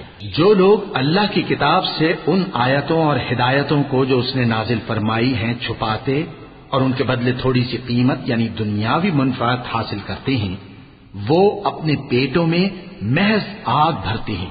ایسے لوگوں سے اللہ قیامت کے دن نہ کلام کرے گا اور نہ ان کو گناہوں سے پاک کرے گا، اور ان کے لیے دکھ دینے والا عذاب ہے۔ یہ وہ لوگ ہیں جنہوں نے ہدایت چھوڑ کر گمراہی اور بخشش چھوڑ کر عذاب خرید لیا۔ یہ آتش جہنم کی کیسی برداشت کرنے والے ہیں۔ یہ اس لیے کہ اللہ نے کتاب سچائی کے ساتھ نازل فرمائی، اور جن لوگوں نے اس کتاب میں اختلاف کیا وہ ضد میں آ کر نیکی سے دور ہو گئے ہیں۔ نیکی یہی نہیں کہ تم مشرق و مغرب کو قبلہ سمجھ کر ان کی طرف منہ کر لو، بلکہ نیکی یہ ہے کہ لوگ اللہ پر اور روز آخر پر اور فرشتوں پر اور اللہ کی کتاب پر اور پیغمبروں پر ایمان لائیں، اور مال باوجود عزیز رکھنے کے رشتہ داروں اور یتیموں اور محتاجوں اور مسافروں اور مانگنے والوں کو دیں، اور گردنوں کے چھڑانے میں خرچ کریں، اور نماز پڑھیں اور زکوٰۃ دیں، اور جب عہد کر لیں تو اس کو پورا کریں، اور سختی اور تکلیف میں اور جنگ کے وقت ثابت قدم رہیں۔ یہی لوگ ہیں جو ایمان میں سچے ہیں، اور یہی ہیں جو اللہ سے ڈرنے والے ہیں۔ مومنوں، تم کو مقتولوں کے بارے میں قصاص یعنی خون کے بدلے خون کا حکم دیا جاتا ہے، اس طرح پر کہ آزاد کے بدلے آزاد مارا جائے، اور غلام کے بدلے غلام، اور عورت کے بدلے عورت۔ اور اگر قاتل کو اس کے مقتول بھائی کے قصاص میں سے کچھ معاف کر دیا جائے تو وارث مقتول کو پسندیدہ طریق سے قرارداد کی پیروی یعنی مطالبہ خون بہا کرنا اور قاتل کو خوشخوئی کے ساتھ ادا کرنا چاہیے۔ یہ تمہارے پروردگار کی طرف سے تمہارے لیے آسانی اور مہربانی ہے۔ اب جو اس کے بعد زیادتی کرے اس کے لیے دکھ کا عذاب ہے۔ اور اے اہل عقل، حکم قصاص میں تمہاری زندگانی ہے کہ تم قتل و خونریزی سے بچو۔ تم پر فرض کیا جاتا ہے کہ جب تم میں سے کسی کو موت کا وقت آ جائے تو اگر وہ کچھ مال چھوڑ جانے والا ہو تو ماں باپ اور رشتہ داروں کے لیے دستور کے مطابق وصیت کر جائے۔ اللہ سے ڈرنے والوں پر یہ ایک حق ہے۔ پھر جو شخص وصیت کو سننے کے بعد اس کو بدل ڈالے تو اس کے بدلنے کا گناہ انہی لوگوں پر ہے جو اس کو بدلیں، اور بے شک اللہ سنتا جانتا ہے۔ اب اگر کسی کو وصیت کرنے والے کی طرف سے کسی وارث کی طرفداری یا حق تلفی کا اندیشہ ہو تو اگر وہ وصیت کو بدل کر وارثوں میں صلح کرا دے تو اس پر کچھ گناہ نہیں، بے شک اللہ بخشنے والا ہے، رحم والا ہے۔ مومنوں، تم پر روزے فرض کیے گئے ہیں جس طرح تم سے پہلے لوگوں پر فرض کیے گئے تھے تاکہ تم پرہیزگار بنو۔ روزوں کے دن گنتی کے چند روز ہیں، تو جو شخص تم میں سے بیمار ہو یا سفر میں ہو تو دوسرے دنوں میں روزوں کا شمار پورا کر لے۔ اور جو لوگ روزہ رکھنے کی طاقت رکھیں لیکن رکھیں نہیں، وہ روزے کے بدلے محتاج کو کھانا کھلا دیں۔ اور جو کوئی اپنی مرضی سے زیادہ نیکی کرے تو اس کے حق میں زیادہ اچھا ہے، اور اگر سمجھو تو روزہ رکھنا ہی تمہارے حق میں بہتر ہے۔ روزوں کا مہینہ رمضان کا مہینہ ہے جس میں قرآن اول نازل ہوا جو لوگوں کا رہنما ہے اور جس میں ہدایت کی کھلی نشانیاں ہیں اور جو حق و باطل کو الگ الگ کرنے والا ہے۔ تو جو کوئی تم میں سے اس مہینے میں موجود ہو چاہیے کہ پورے مہینے کے روزے رکھے، اور جو بیمار ہو یا سفر میں ہو تو دوسرے دنوں میں روزے رکھ کر ان کا شمار پورا کر لے۔ اللہ تمہارے حق میں آسانی چاہتا ہے اور سختی نہیں چاہتا، اور یہ آسانی کا حکم اس لیے دیا گیا ہے کہ تم روزوں کا شمار پورا کر لو، اور اس احسان کے بدلے کہ اللہ نے تم کو ہدایت بخشی ہے تم اس کو بزرگی سے یاد کرو اور اس کا شکر کرو۔ اور اے پیغمبر، جب تم سے میرے بندے میرے بارے میں دریافت کریں تو انہیں معلوم ہو کہ میں تو تمہارے پاس ہی ہوں۔ جب کوئی پکارنے والا مجھے پکارتا ہے تو میں اس کی دعا قبول کرتا ہوں، تو ان کو چاہیے کہ میرے حکموں کو مانیں اور مجھ پر ایمان رکھیں تاکہ نیک رستہ پائیں۔ روزوں کی راتوں میں تمہارے لیے اپنی عورتوں کے پاس جانا جائز کر دیا گیا ہے، وہ تمہاری پوشاک ہیں اور تم ان کی پوشاک ہو۔ اللہ کو معلوم ہے کہ تم ان کے پاس جانے سے اپنے حق میں خیانت کرتے تھے، سو اس نے تم پر مہربانی کی اور تمہاری حرکات سے درگزر فرمائی، تو اب تم کو اختیار ہے کہ ان سے مباشرت کرو۔ اور اللہ نے جو چیز تمہارے لیے لکھ رکھی ہے یعنی اولاد، اس کو اللہ سے طلب کرو اور کھاؤ اور پیو یہاں تک کہ صبح کی سفید دھاری رات کی سیاہ دھاری سے الگ نظر آنے لگے، پھر روزہ رکھ کر رات تک پورا کرو، اور جب تم مسجدوں میں اعتکاف بیٹھتے ہو تو ان سے مباشرت نہ کرو، یہ اللہ کی حدیں ہیں، ان کے پاس نہ جانا۔ اسی طرح اللہ اپنی آیتیں لوگوں کے سمجھانے کے لیے کھول کھول کر بیان فرماتا ہے تاکہ وہ پرہیزگار بنے، اور آپس میں ایک دوسرے کا مال ناحق نہ کھاؤ اور نہ اس کو رشوتاً حاکموں کے پاس پہنچاؤ تاکہ لوگوں کے مال کا کچھ حصہ ناجائز طور پر کھا جاؤ، اور اسے تم جانتے بھی ہو۔ اے پیغمبر، لوگ تم سے نئے چاند کے بارے میں دریافت کرتے ہیں کہ گھٹتا بڑھتا کیوں ہے؟ کہہ دو کہ وہ لوگوں کے کاموں کی میعادیں اور حج کے وقت معلوم ہونے کا ذریعہ ہے، اور نیکی اس بات میں نہیں کہ احرام کی حالت میں گھروں میں ان کے پچھواڑے کی طرف سے آؤ، بلکہ نیکوکار وہ ہے جو پرہیزگار ہو، اور گھروں میں ان کے دروازوں سے آیا کرو اور اللہ سے ڈرتے رہو تاکہ کامیاب ہو جاؤ۔ اور جو لوگ تم سے لڑتے ہیں تم بھی اللہ کی راہ میں ان سے لڑو، مگر زیادتی نہ کرنا کہ اللہ زیادتی کرنے والوں کو دوست نہیں رکھتا۔ اور ان کو جہاں پاؤ قتل کر دو، اور جہاں سے انہوں نے تم کو نکالا ہے یعنی مکے سے، وہاں سے تم بھی ان کو نکال دو۔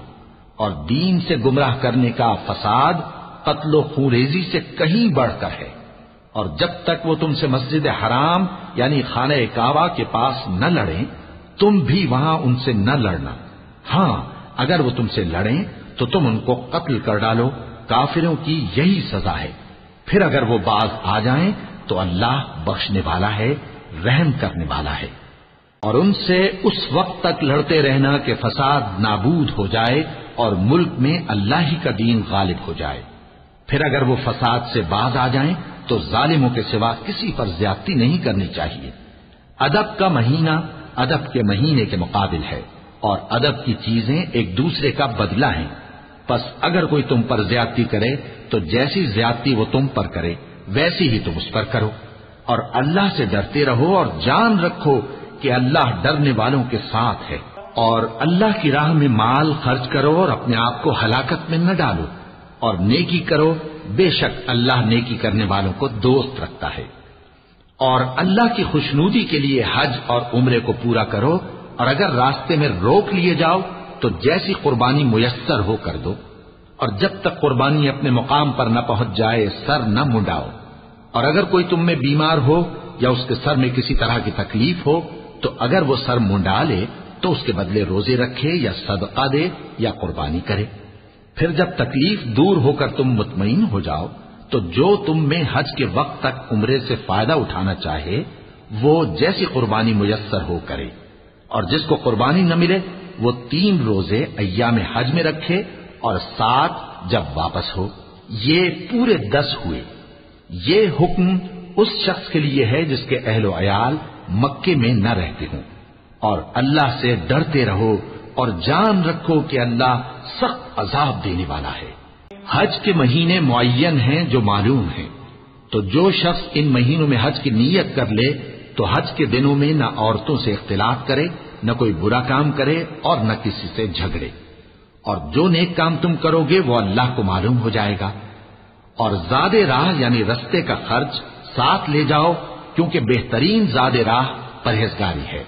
اور اے اہل عقل مجھی سے ڈرتے رہو، اس کا تمہیں کچھ گناہ نہیں کہ حج کے دنوں میں بذریعہ تجارت اپنے پروردگار سے روزی طلب کرو۔ اور جب عرفات سے واپس ہونے لگو تو مشعر حرام یعنی مزدلفہ میں اللہ کا ذکر کرو، اور اس طرح ذکر کرو جس طرح اس نے تم کو سکھایا، اور اس سے پیشتر تم لوگ ان طریقوں سے محض ناواقف تھے۔ پھر جہاں سے اور لوگ واپس ہوں وہیں سے تم بھی واپس ہو، اور اللہ سے بخشش مانگو، بے شک اللہ بخشنے والا ہے، رحمت کرنے والا ہے۔ جب حج کے تمام ارکان پورے کر چکو تو مینا میں اللہ کو یاد کرو جس طرح اپنے باپ دادا کو یاد کیا کرتے تھے، بلکہ اس سے بھی زیادہ۔ اور بعض لوگ ایسے ہیں جو اللہ سے التجا کرتے ہیں کہ اے پروردگار ہم کو جو دینا ہے دنیا ہی میں دے دے، اور ایسے لوگوں کا آخرت میں کچھ حصہ نہیں۔ اور بعض ایسے ہیں کہ دعا کرتے ہیں کہ پروردگار ہم کو دنیا میں بھی نعمت عطا فرما اور آخرت میں بھی نعمت بخشیو اور دوزخ کے عذاب سے محفوظ رکھیو۔ یہی لوگ ہیں جن کے لیے ان کے کاموں کا حصہ یعنی اجر نیک تیار ہے، اور اللہ جلد حساب لینے والا ہے۔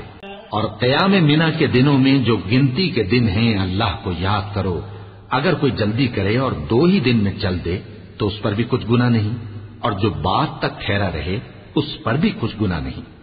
یہ باتیں اس شخص کے لیے ہیں جو اللہ سے ڈرے، اور تم لوگ اللہ سے ڈرتے رہو اور جان رکھو کہ تم سب اس کے پاس جمع کیے جاؤ گے۔ اور کوئی شخص تو ایسا ہے جس کی گفتگو دنیا کی زندگی میں تم کو دلکش معلوم ہوتی ہے اور وہ اپنے معافی ضمیر پر یعنی اس بات پر جو اس کے دل میں ہے اللہ کو گواہ بناتا ہے، حالانکہ وہ سخت جھگڑالو ہے۔ اور جب پیٹ پھیر کر چلا جاتا ہے تو زمین میں دوڑتا پھرتا ہے تاکہ اس میں فتنہ انگیزی کرے اور کھیتی کو برباد اور انسانوں اور حیوانوں کی نسل کو نابود کر دے، اور اللہ فتنہ انگیزی کو پسند نہیں کرتا۔ اور جب اس سے کہا جاتا ہے کہ اللہ سے خوف کر تو غرور اس کو گناہ میں پھنسا دیتا ہے، سو اس کو جہنم کافی ہے اور وہ بہت برا ٹھکانہ ہے۔ اور کوئی شخص ایسا ہے کہ اللہ کی خوشنودی حاصل کرنے کے لیے اپنی جان بیچ ڈالتا ہے، اور اللہ بندوں پر بہت مہربان ہے۔ مومنو، اسلام میں پورے داخل ہو جاؤ اور شیطان کے پیچھے نہ چلو، وہ تو تمہارا کھلا دشمن ہے۔ پھر اگر تم احکام روشن پہنچ جانے کے بعد لڑکھڑا جاؤ تو جان رکھو کہ اللہ غالب ہے، حکمت والا ہے۔ کیا یہ لوگ اسی بات کے منتظر ہیں کہ ان پر اللہ کا عذاب بادل کے سائبانوں میں نازل ہو اور فرشتے بھی اتر آئیں اور کام تمام کر دیا جائے؟ اور سب کاموں کا رجوع اللہ ہی کی طرف ہے۔ اے پیغمبر، بنی اسرائیل سے پوچھو کہ ہم نے ان کو کتنی کھلی نشانیاں دی، اور جو شخص اللہ کی نعمت کو اپنے پاس آنے کے بعد بدل دے تو اللہ سخت عذاب کرنے والا ہے۔ اور جو کافر ہیں ان کے لیے دنیا کی زندگی خوشنما کر دی گئی ہے اور وہ مومنوں سے تمسخر کرتی ہیں، لیکن جو پرہیزگار ہیں وہ قیامت کے دن ان سے اوپر ہوں گے۔ اور اللہ جس کو چاہتا ہے بے حساب رزق دیتا ہے۔ پہلے تو سب لوگوں کا ایک ہی مذہب تھا، لیکن وہ آپس میں اختلاف کرنے لگے تو اللہ نے ان کی طرف بشارت دینے والے اور ڈر سنانے والے پیغمبر بھیجے اور ان پر سچائی کے ساتھ کتابیں نازل کی تاکہ جن امور میں لوگ اختلاف کرتے تھے ان کا ان میں فیصلہ کر دے۔ اور اس میں اختلاف بھی انہی لوگوں نے کیا جن کو کتاب دی گئی تھی، باوجود کہ ان کے پاس کھلے ہوئے احکام آ چکے تھے، اور یہ اختلاف انہوں نے صرف آپس کی ضد سے کیا۔ تو جس امر حق میں وہ اختلاف کرتے تھے اللہ نے اپنی مہربانی سے مومنوں کو اس کی راہ دکھا دی، اور اللہ جس کو چاہتا ہے سیدھا راستہ دکھا دیتا ہے۔ کیا تم یہ خیال کرتے ہو کہ یوں ہی بہشت میں داخل ہو جاؤ گے، اور ابھی تم کو پہلے لوگوں کی سی مشکلیں تو پیش آئی ہی نہیں؟ ان کو بڑی بڑی سختیاں اور تکلیفیں پہنچیں اور وہ صعوبتوں میں ہلا دیے گئے، یہاں تک کہ پیغمبر اور مومن لوگ جو ان کے ساتھ تھے سب پکار اٹھے کہ کب اللہ کی مدد آئے گی۔ دیکھو اللہ کی مدد ان قریب آیا چاہتی ہے۔ اے نبی، لوگ تم سے پوچھتے ہیں کہ اللہ کی راہ میں کس طرح کا مال خرچ کریں۔ کہہ دو کہ جو چاہو خرچ کرو، لیکن جو مال خرچ کرنا چاہو وہ درجہ بدرجہ اہل استحقاق یعنی ماں باپ کو اور قریب کے رشتہ داروں کو اور یتیموں کو اور محتاجوں کو اور مسافروں کو سب کو دو، اور جو بھلائی تم کرو گے اللہ اس کو جانتا ہے۔ مسلمانوں، تم پر اللہ کے رستے میں لڑنا فرض کر دیا گیا ہے، اور وہ تمہیں ناگوار تو ہوگا، مگر عجب نہیں کہ ایک چیز تم کو بری لگے اور وہ تمہارے حق میں بھلی ہو، اور عجب نہیں کہ ایک چیز تم کو بھلی لگے اور وہ تمہارے لیے مضر ہو، اور ان باتوں کو اللہ ہی بہتر جانتا ہے اور تم نہیں جانتے۔ اے پیغمبر، لوگ تم سے عزت والے مہینوں میں لڑائی کرنے کے بارے میں دریافت کرتے ہیں، کہہ دو کہ ان میں لڑنا بڑا گناہ ہے، اور اللہ کی راہ سے روکنا اور اس سے کفر کرنا اور مسجد حرام یعنی خانہ کعبہ میں جانے سے بند کرنا اور اہل مسجد کو اس میں سے نکال دینا جو یہ کفار کرتے ہیں، اللہ کے نزدیک اس سے بھی زیادہ گناہ ہے، اور فتنہ انگیزی خونریزی سے بھی بڑھ کر ہے۔ اور یہ لوگ ہمیشہ تم سے لڑتے رہیں گے، یہاں تک کہ اگر مقدور رکھیں تو تم کو تمہارے دین سے پھیر دے، اور جو کوئی تم میں سے اپنے دین سے پھر کر کافر ہو جائے گا اور کافر ہی مرے گا تو ایسے لوگوں کے اعمال دنیا اور آخرت دونوں میں برباد ہو جائیں گے، اور یہی لوگ دوزخ میں جانے والے ہیں جس میں ہمیشہ رہیں گے۔ جو لوگ ایمان لائے اور اللہ کے لیے وطن چھوڑ گئے اور کفار سے جنگ کرتے رہے وہی اللہ کی رحمت کے امیدوار ہیں، اور اللہ بخشنے والا ہے، رحمت کرنے والا ہے۔ اے پیغمبر، لوگ تم سے شراب اور جوئے کا حکم دریافت کرتے ہیں، کہہ دو کہ ان میں گناہ بڑے ہیں اور لوگوں کے لیے کچھ فائدے بھی ہیں، مگر ان کے گناہ فائدوں سے کہیں زیادہ ہیں۔ اور یہ بھی تم سے پوچھتے ہیں کہ اللہ کی راہ میں کون سا مال خرچ کریں۔ کہہ دو کہ جو ضرورت سے زیادہ ہو. اس طرح اللہ تمہارے لیے اپنے احکام کھول کھول کر بیان فرماتا ہے تاکہ تم سوچو، یعنی دنیا اور آخرت کی باتوں میں غور کرو. اور تم سے یتیموں کے بارے میں بھی دریافت کرتے ہیں، کہہ دو کہ ان کی حالت کی اصلاح بہت اچھا کام ہے، اور اگر تم ان سے مل جل کر رہنا یعنی خرچ اکٹھا رکھنا چاہو تو وہ تمہارے بھائی ہیں، اور اللہ خوب جانتا ہے کہ خرابی کرنے والا کون ہے اور اصلاح کرنے والا کون. اور اگر اللہ چاہتا تو تم کو تکلیف میں ڈال دیتا، بے شک اللہ غالب ہے، حکمت والا ہے. مومنوں، مشرک عورتوں سے جب تک وہ ایمان نہ لائیں نکاح نہ کرنا، کیونکہ مشرک عورت خواہ تم کو کیسی ہی بھلی لگے اس سے مومن لونڈی بہتر ہے. اور اسی طرح مشرک مرد جب تک ایمان نہ لائیں مومن عورتوں کو ان کی زوجیت میں نہ دینا، کیونکہ مشرک مرد سے خواہ وہ تم کو کیسا ہی بھلا لگے مومن غلام بہتر ہے. یہ مشرک لوگوں کو دوزخ کی طرف بلاتے ہیں، اور اللہ اپنی مہربانی سے بہشت اور بخشش کی طرف بلاتا ہے، اور اپنے حکم لوگوں سے کھول کھول کر بیان کرتا ہے تاکہ نصیحت حاصل کریں. اور تم سے حیض کے بارے میں دریافت کرتے ہیں، کہہ دو وہ تو نجاست ہے، سو ایام حیض میں عورتوں سے کنارہ کش رہو، اور جب تک وہ پاک نہ ہو جائیں ان سے مقاربت نہ کرو. ہاں، جب وہ پاک ہو جائیں تو جس طریق سے اللہ نے تمہیں ارشاد فرمایا ہے ان کے پاس جاؤ. کچھ شک نہیں کہ اللہ توبہ کرنے والوں اور پاک صاف رہنے والوں کو دوست رکھتا ہے. یہ عورتیں تمہاری کھیتی ہیں تو اپنی کھیتی میں جس طرح چاہو جاؤ، اور اپنے لیے نیک عمل آگے بھیجو، اور اللہ سے ڈرتے رہو، اور جان رکھو کہ ایک دن تمہیں اس کے روبرو حاضر ہونا ہے. اور اے پیغمبر، ایمان والوں کو بشارت سنا دو، اور اللہ کے نام کو اس بات کا ہیلا نہ بنانا کہ اس کی قسمیں کھا کھا کر سلوک کرنے اور پرہیزگاری کرنے اور لوگوں میں صلح و سازگاری کرانے سے رک جاؤ. اور اللہ سب کچھ سنتا ہے، جانتا ہے. اللہ تمہاری لغو قسموں پر تم سے مواخذہ نہیں کرے گا، لیکن جو قسمیں تم قصد دلی سے کھاؤ گے ان پر مواخذہ کرے گا. اور اللہ بخشنے والا ہے، بردبار ہے. جو لوگ اپنی عورتوں کے پاس جانے کی قسم کھا لیں ان کو 4 مہینے تک انتظار کرنا چاہیے. اگر اس عرصے میں قسم سے رجوع کر لیں تو اللہ بخشنے والا ہے، مہربان ہے. اور اگر طلاق کا ارادہ کر لیں تو بھی اللہ سنتا ہے، جانتا ہے. اور طلاق والی عورتیں 3 حیض تک اپنے تئیں روکے رہیں، اور اگر وہ اللہ اور روز قیامت پر ایمان رکھتی ہیں تو ان کو جائز نہیں کہ اللہ نے جو کچھ ان کے شکم میں پیدا کیا ہے اس کو چھپائیں. اور ان کے خاوند اگر پھر موافقت چاہیں تو اس مدت میں وہ ان کو اپنی زوجیت میں لے لینے کے زیادہ حقدار ہیں.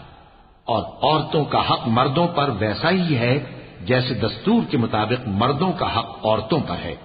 البتہ مردوں کو عورتوں پر 1 درجہ فضیلت ہے، اور اللہ غالب ہے، صاحب حکمت ہے. طلاق صرف 2 بار ہے، یعنی جب 2 دفعہ طلاق دے دی جائے تو پھر عورتوں کو یا تو بطریق شائستہ نکاح میں رہنے دینا ہے یا بھلائی کے ساتھ چھوڑ دینا.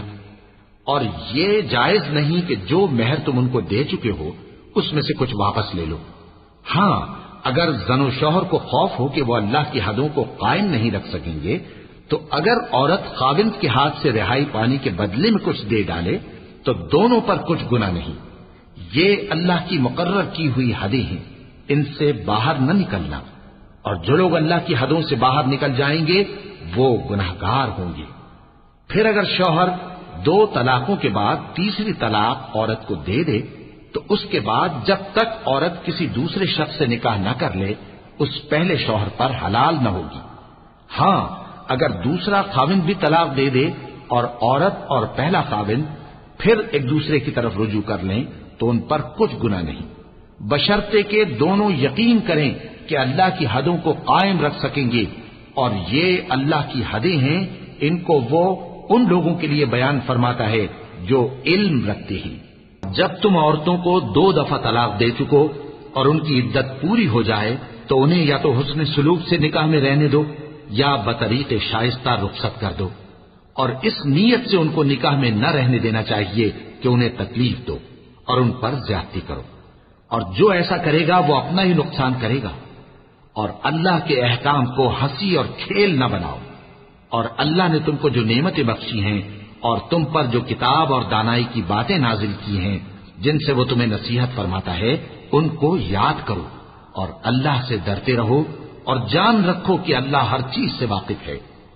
اور جب تم عورتوں کو طلاق دے چکو اور ان کی عدت پوری ہو جائے تو ان کو اپنے شوہروں کے ساتھ جب وہ آپس میں جائز طور پر راضی ہو جائیں نکاح کرنے سے مت روکو۔ اس حکم سے اس شخص کو نصیحت کی جاتی ہے جو تم میں اللہ اور روز آخر پر یقین رکھتا ہے۔ یہ تمہارے لیے نہایت خوب اور بہت پاکیزگی کی بات ہے، اور اللہ جانتا ہے اور تم نہیں جانتے۔ اور مائیں اپنے بچوں کو پورے 2 سال دودھ پلائیں، یہ حکم اس شخص کے لیے ہے جو پوری مدت تک دودھ پلوانا چاہے، اور دودھ پلانے والی ماؤں کا کھانا اور کپڑا دستور کے مطابق باپ کے ذمے ہوگا۔ کسی شخص کو اس کی طاقت سے زیادہ تکلیف نہیں دی جاتی، تو یاد رکھو کہ نہ تو ماں کو اس کے بچے کے سبب نقصان پہنچایا جائے اور نہ باپ کو اس کی اولاد کی وجہ سے نقصان پہنچایا جائے، اور اسی طرح نان و نفقہ بچے کے وارث کے ذمے ہے۔ اور اگر دونوں یعنی ماں باپ آپس کی رضامندی اور صلاح سے بچے کا دودھ چھڑانا چاہیں تو ان پر کچھ گناہ نہیں، اور اگر تم اپنی اولاد کو دودھ پلوانا چاہو تو تم پر کچھ گناہ نہیں، بشرطے کہ تم دودھ پلانے والیوں کو دستور کے مطابق ان کا حق جو تم نے دینا کیا تھا دے دو۔ اور اللہ سے ڈرتے رہو اور جان رکھو کہ جو کچھ تم کرتے ہو اللہ اس کو دیکھ رہا ہے۔ اور جو لوگ تم میں سے مر جائیں اور عورتیں چھوڑ جائیں تو وہ عورتیں 4 مہینے اور 10 دن اپنے آپ کو روکے رہیں، اور جب یہ عدت پوری کر چکیں اور اپنے حق میں پسندیدہ کام یعنی نکاح کر لیں تو تم پر کچھ گناہ نہیں، اور اللہ تمہارے سب کاموں سے واقف ہے۔ اگر تم اشارے کنائے میں عورتوں کو نکاح کا پیغام بھیجو یا نکاح کی خواہش کو اپنے دلوں میں مخفی رکھو تو تم پر کچھ گناہ نہیں۔ اللہ کو معلوم ہے کہ تم ان سے نکاح کا ذکر کرو گے، مگر ایام عدت میں اس کے سوا کے دستور کے مطابق کوئی بات کہہ دو، پوشیدہ طور پر ان سے قول و قرار نہ کرنا، اور جب تک عدت پوری نہ ہو لے نکاح کا پختہ ارادہ نہ کرنا۔ اور جان رکھو کہ جو کچھ تمہارے دلوں میں ہے اللہ کو سب معلوم ہے، تو اس سے ڈرتے رہو اور جان رکھو کہ اللہ بخشنے والا ہے، حلم والا ہے۔ اگر تم عورتوں کو ان کے پاس جانے یا ان کا مہر مقرر کرنے سے پہلے طلاق دے دو تو تم پر کچھ گناہ نہیں، ہاں ان کو دستور کے مطابق کچھ خرچ ضرور دو، یعنی مقدور والا اپنے مقدور کے مطابق دے اور تنگ دست اپنی حیثیت کے مطابق۔ نیک لوگوں پر یہ ایک طرح کا حق ہے۔ اور اگر تم عورتوں کو ان کے پاس جانے سے پہلے طلاق دے دو لیکن مہر مقرر کر چکے ہو تو آدھا مہر دینا ہوگا۔ ہاں اگر عورتیں مہر بخش دیں یا مرد جن کے ہاتھ میں عقد نکاح ہے اپنا حق چھوڑ دیں اور پورا مہر دے دیں تو ان کو اختیار ہے۔ اور اگر تم مرد لوگ ہی اپنا حق چھوڑ دو تو یہ پرہیزگاری کی بات ہے، اور آپس میں بھلائی کرنے کو فراموش نہ کرنا۔ کچھ شک نہیں کہ اللہ تمہارے سب کاموں کو دیکھ رہا ہے۔ مسلمانوں، سب نمازیں خصوصاً بیچ کی نماز یعنی نماز عصر پورے اہتمام کے ساتھ ادا کرتے رہو اور اللہ کے آگے ادب سے کھڑے رہا کرو۔ پھر اگر تم خوف کی حالت میں ہو تو پیادے یا سوار جس حال میں ہو نماز پڑھ لو۔ پھر جب امن و اطمینان ہو جائے تو جس طریق سے اللہ نے تم کو سکھایا ہے جو تم پہلے نہیں جانتے تھے اللہ کو یاد کرو۔ اور جو لوگ تم میں سے مر جائیں اور عورتیں چھوڑ جائیں وہ اپنی عورتوں کے حق میں وصیت کر جائیں کہ ان کو 1 سال تک خرچ دیا جائے اور گھر سے نہ نکالی جائیں۔ ہاں اگر وہ خود گھر سے چلی جائیں اور اپنے حق میں پسندیدہ کام یعنی نکاح کر لیں تو تم پر کچھ گناہ نہیں، اور اللہ زبردست ہے، حکمت والا ہے۔ اور مطلقہ عورتوں کو بھی دستور کے مطابق نان و نفقہ دینا چاہیے، پرہیزگاروں پر یہ بھی حق ہے۔ اسی طرح اللہ اپنے احکام تمہارے لیے بیان فرماتا ہے تاکہ تم سمجھو۔ بھلا تم نے ان لوگوں کو نہیں دیکھا جو شمار میں ہزاروں ہی تھے اور موت کے ڈر سے اپنے گھروں سے نکل بھاگے تھے، تو اللہ نے ان کو حکم دیا کہ مر جاؤ، پھر ان کو زندہ بھی کر دیا۔ کچھ شک نہیں کہ اللہ لوگوں پر مہربانی رکھتا ہے، لیکن اکثر لوگ شکر نہیں کرتے۔ اور مسلمانوں، اللہ کی راہ میں جہاد کرو اور جان رکھو کہ اللہ سب کچھ سنتا ہے، سب کچھ جانتا ہے۔ کون ہے کہ اللہ کو قرض حسنہ دے کہ وہ اس کے بدلے اس کو کئی گنا زیادہ دے گا، اور اللہ ہی روزی کو تنگ کرتا اور وہی اسے کشادہ کرتا ہے، اور تم اسی کی طرف لوٹ کر جاؤ گے۔ بھلا تم نے بنی اسرائیل کی ایک جماعت کو نہیں دیکھا جس نے موسیٰ کے بعد اپنے پیغمبر سے کہا کہ آپ ہمارے لیے ایک بادشاہ مقرر کر دیں تاکہ ہم اللہ کی راہ میں جہاد کریں؟ پیغمبر نے کہا کہ اگر تم کو جہاد کا حکم دیا جائے تو ایسا تو نہیں کہ لڑنے سے پہلو تہی کرو۔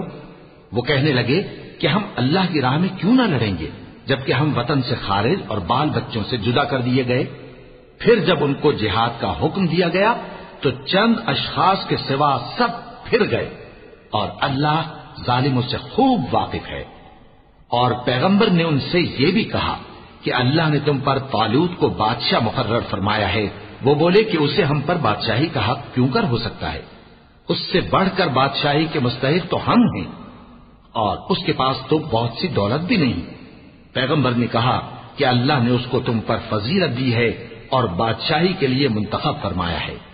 اس نے اسے علم بھی بہت سا بخشا ہے اور تن و توش بھی بڑا عطا کیا ہے، اور اللہ کو اختیار ہے جسے چاہے بادشاہی بخشے، وہ بڑا کشائش والا ہے، دانا ہے۔ اور پیغمبر نے ان سے کہا کہ ان کی یعنی طالوت کی بادشاہی کی نشانی یہ ہے کہ تمہارے پاس وہ صندوق آئے گا جس کو فرشتے اٹھائے ہوئے ہوں گے۔ اس میں تمہارے پروردگار کی طرف سے تسلی بخشنے والی چیز ہوگی اور کچھ اور چیزیں بھی ہوں گی جو موسیٰ اور ہارون چھوڑ گئے تھے۔ اگر تم ایمان رکھتے ہو تو یہ تمہارے لیے ایک بڑی نشانی ہے۔ غرض جب طالوت فوجیں لے کر روانہ ہوا تو اس نے ان سے کہا کہ اللہ ایک نہر سے تمہاری آزمائش کرنے والا ہے، جو شخص اس میں سے پانی پی لے گا اس کی نسبت تصور کیا جائے گا کہ وہ میرا نہیں، اور جو نہ پیے گا وہ سمجھا جائے گا کہ میرا ہے۔ ہاں اگر کوئی ہاتھ سے چلو بھر پانی لے لے تو خیر۔ جب وہ لوگ نہر پر پہنچے تو چند آدمیوں کے سوا سب نے پانی پی لیا۔ پھر جب طالوت اور مومن لوگ جو اس کے ساتھ تھے نہر کے پار ہو گئے تو کہنے لگے کہ آج ہم میں جالوت اور اس کے لشکر سے مقابلہ کرنے کی طاقت نہیں۔ جو لوگ یقین رکھتے تھے کہ ان کو اللہ کے روبرو حاضر ہونا ہے وہ کہنے لگے کہ بسا اوقات تھوڑی سی جماعت نے اللہ کے حکم سے بڑی جماعت پر فتح حاصل کی ہے، اور اللہ ثابت قدم رہنے والوں کے ساتھ ہے۔ اور جب وہ لوگ جالوت اور اس کے لشکر کے مقابل میں آئے تو اللہ سے دعا کی کہ اے پروردگار ہم پر صبر کے دہانے کھول دے اور ہمیں لڑائی میں ثابت قدم رکھ اور لشکر کفار پر فتح یاب کر۔ تو طالوت کی فوج نے اللہ کے حکم سے ان کو شکست دے دی، اور داؤد نے جالوت کو قتل کر ڈالا، اور اللہ نے ان کو بادشاہی اور دانائی بخشی اور جو کچھ چاہا سکھایا۔ اور اگر اللہ لوگوں کو ایک دوسرے پر چڑھائی اور حملہ کرنے سے نہ ہٹاتا رہتا تو کرۂ ارض تباہ ہو جاتا، لیکن اللہ اہل عالم پر بڑا مہربان ہے۔ یہ اللہ کی آیتیں ہیں جو ہم تم کو سچائی کے ساتھ پڑھ کر سناتے ہیں، اور اے محمد صلی اللہ علیہ وآلہ وسلم تم بلا شبہ پیغمبروں میں سے ہو۔ پیغمبر جو ہم وقتاً فوقتاً بھیجتے رہے ہیں ان میں سے ہم نے بعض کو بعض پر فضیلت دی ہے، بعض ایسے ہیں جن سے اللہ نے گفتگو کی اور بعض کے دوسرے امور میں مرتبے بلند کیے، اور عیسیٰ ابن مریم کو ہم نے کھلی ہوئی نشانیاں عطا کی اور روح القدس سے ان کو مدد دی، اور اگر اللہ چاہتا تو ان سے پچھلے لوگ اپنے پاس کھلی نشانیاں آنے کے بعد آپس میں نہ لڑتے، لیکن انہوں نے اختلاف کیا تو ان میں سے بعض تو ایمان لے آئے اور بعض کافر ہی رہے۔ اور اگر اللہ چاہتا تو یہ لوگ باہم جنگ و قتال نہ کرتے، لیکن اللہ جو چاہتا ہے کرتا ہے۔ اے ایمان والو، جو مال ہم نے تم کو دیا ہے اس میں سے اس دن کے آنے سے پہلے پہلے خرچ کر لو جس میں نہ اعمال کا سودا ہو اور نہ دوستی اور سفارش ہو سکے، اور کفر کرنے والے لوگ ظالم ہیں۔ اللہ وہ معبود برحق ہے کہ اس کے سوا کوئی عبادت کے لائق نہیں، زندہ ہے، سب کو تھامنے والا، اسے نہ اونگ آتی ہے نہ نیند، جو کچھ آسمانوں میں اور جو کچھ زمین میں ہے سب اسی کا ہے۔ کون ہے کہ اس کی اجازت کے بغیر اس سے کسی کی سفارش کر سکے؟ جو کچھ لوگوں کے روبرو ہو رہا ہے اور جو کچھ ان کے پیچھے ہو چکا ہے اسے سب معلوم ہے، اور لوگ اس کی معلومات میں سے کسی چیز پر دسترس حاصل نہیں کر سکتے۔ ہاں جس قدر وہ چاہتا ہے اسی قدر معلوم کرا دیتا ہے۔ اس کی بادشاہی اور علم آسمان اور زمین سب پر حاوی ہے، اور اسے ان کی حفاظت کچھ بھی دشوار نہیں۔ وہ بڑا عالی رتبہ ہے، جلیل القدر ہے۔ دین اسلام میں کوئی زبردستی نہیں ہے، ہدایت صاف طور پر ظاہر اور گمراہی سے الگ ہو چکی ہے۔ تو جو شخص بتوں سے اعتقاد نہ رکھے اور اللہ پر ایمان لائے، اس نے ایسی مضبوط رسی ہاتھ میں پکڑ لی ہے جو کبھی ٹوٹنے والی نہیں، اور اللہ سب کچھ سنتا ہے، سب کچھ جانتا ہے۔ جو لوگ ایمان لائے ہیں ان کا دوست اللہ ہے کہ اندھیرے سے نکال کر روشنی میں لے جاتا ہے، اور جو کافر ہیں ان کے دوست شیطان ہیں کہ ان کو روشنی سے نکال کر اندھیرے میں لے جاتے ہیں۔ یہی لوگ اہل دوزخ ہیں کہ اس میں ہمیشہ رہیں گے۔ بھلا تم نے اس شخص کو نہیں دیکھا جو اس غرور کے سبب سے کہ اللہ نے اس کو سلطنت بخشی تھی، ابراہیم سے اپنے پروردگار کے بارے میں جھگڑنے لگا؟ جب ابراہیم نے کہا میرا پروردگار تو وہ ہے جو زندگی دیتا ہے اور موت دیتا ہے، وہ بولا کہ زندگی اور موت تو میں بھی دے سکتا ہوں۔ ابراہیم نے کہا کہ اللہ تو سورج کو مشرق سے نکالتا ہے، آپ اسے مغرب سے نکال دیجئے۔ یہ سن کر وہ کافر ہکا بکا رہ گیا، اور اللہ بے انصافوں کو ہدایت نہیں دیا کرتا۔ یا اسی طرح اس شخص کو نہیں دیکھا جس کا ایک بستی پر جو اپنی چھتوں پر گری پڑی تھی گزر ہوا، تو اس نے کہا کہ اللہ اس کے باشندوں کو مرنے کے بعد کیوں کر زندہ کرے گا؟ تو اللہ نے اس کی روح قبض کر لی اور 100 برس تک اس کو مردہ رکھا، پھر اس کو جلا اٹھایا اور پوچھا تم کتنا عرصہ مرے پڑے رہے ہو؟ اس نے جواب دیا کہ 1 دن یا اس سے بھی کم۔ اللہ نے فرمایا نہیں بلکہ 100 برس مرے رہے ہو، اور اپنے کھانے پینے کی چیزوں کو دیکھو کہ اتنی مدت میں مطلق سڑی بسی نہیں، اور اپنے گدھے کو بھی دیکھو جو مرا پڑا ہے۔ غرض ان باتوں سے یہ ہے کہ ہم تم کو لوگوں کے لیے اپنی قدرت کی نشانی بنائیں، اور ہاں گدھے کی ہڈیوں کو دیکھو کہ ہم ان کو کس طرح جوڑے دیتے اور ان پر کس طرح گوشت پوست چڑھائے دیتے ہیں۔ جب یہ واقعات اس کے مشاہدے میں آئے تو بول اٹھا کہ میں یقین کرتا ہوں کہ اللہ ہر چیز پر قادر ہے۔ اور جب ابراہیم نے اللہ سے عرض کیا کہ اے پروردگار مجھے دکھا کہ تو مردوں کو کیوں کر زندہ کرے گا، اللہ نے فرمایا کیا تم نے اس بات کا یقین نہیں کیا؟ انہوں نے کہا کیوں نہیں، لیکن میں دیکھنا اس لیے چاہتا ہوں کہ میرا دل اطمینان کامل حاصل کر لے۔ فرمایا کہ 4 پرندے لے لو، پھر ان کو اپنے سے ہلا لو اور ان کے ٹکڑے ٹکڑے کر دو، پھر ان کا ایک ایک ٹکڑا ہر ایک پہاڑ پر رکھ دو، پھر ان کو بلاؤ تو وہ تمہارے پاس دوڑتے چلے آئیں گے، اور جان رکھو کہ اللہ غالب ہے، صاحب حکمت ہے۔ جو لوگ اپنا مال اللہ کی راہ میں خرچ کرتے ہیں ان کے مال کی مثال اس دانے کی سی ہے جس سے 7 بالیں اگیں اور ہر ایک بال میں 100 دانے ہوں، اور اللہ جس کے اجر کو چاہتا ہے اور زیادہ کرتا ہے، اور اللہ کشائش والا ہے، سب کچھ جاننے والا ہے۔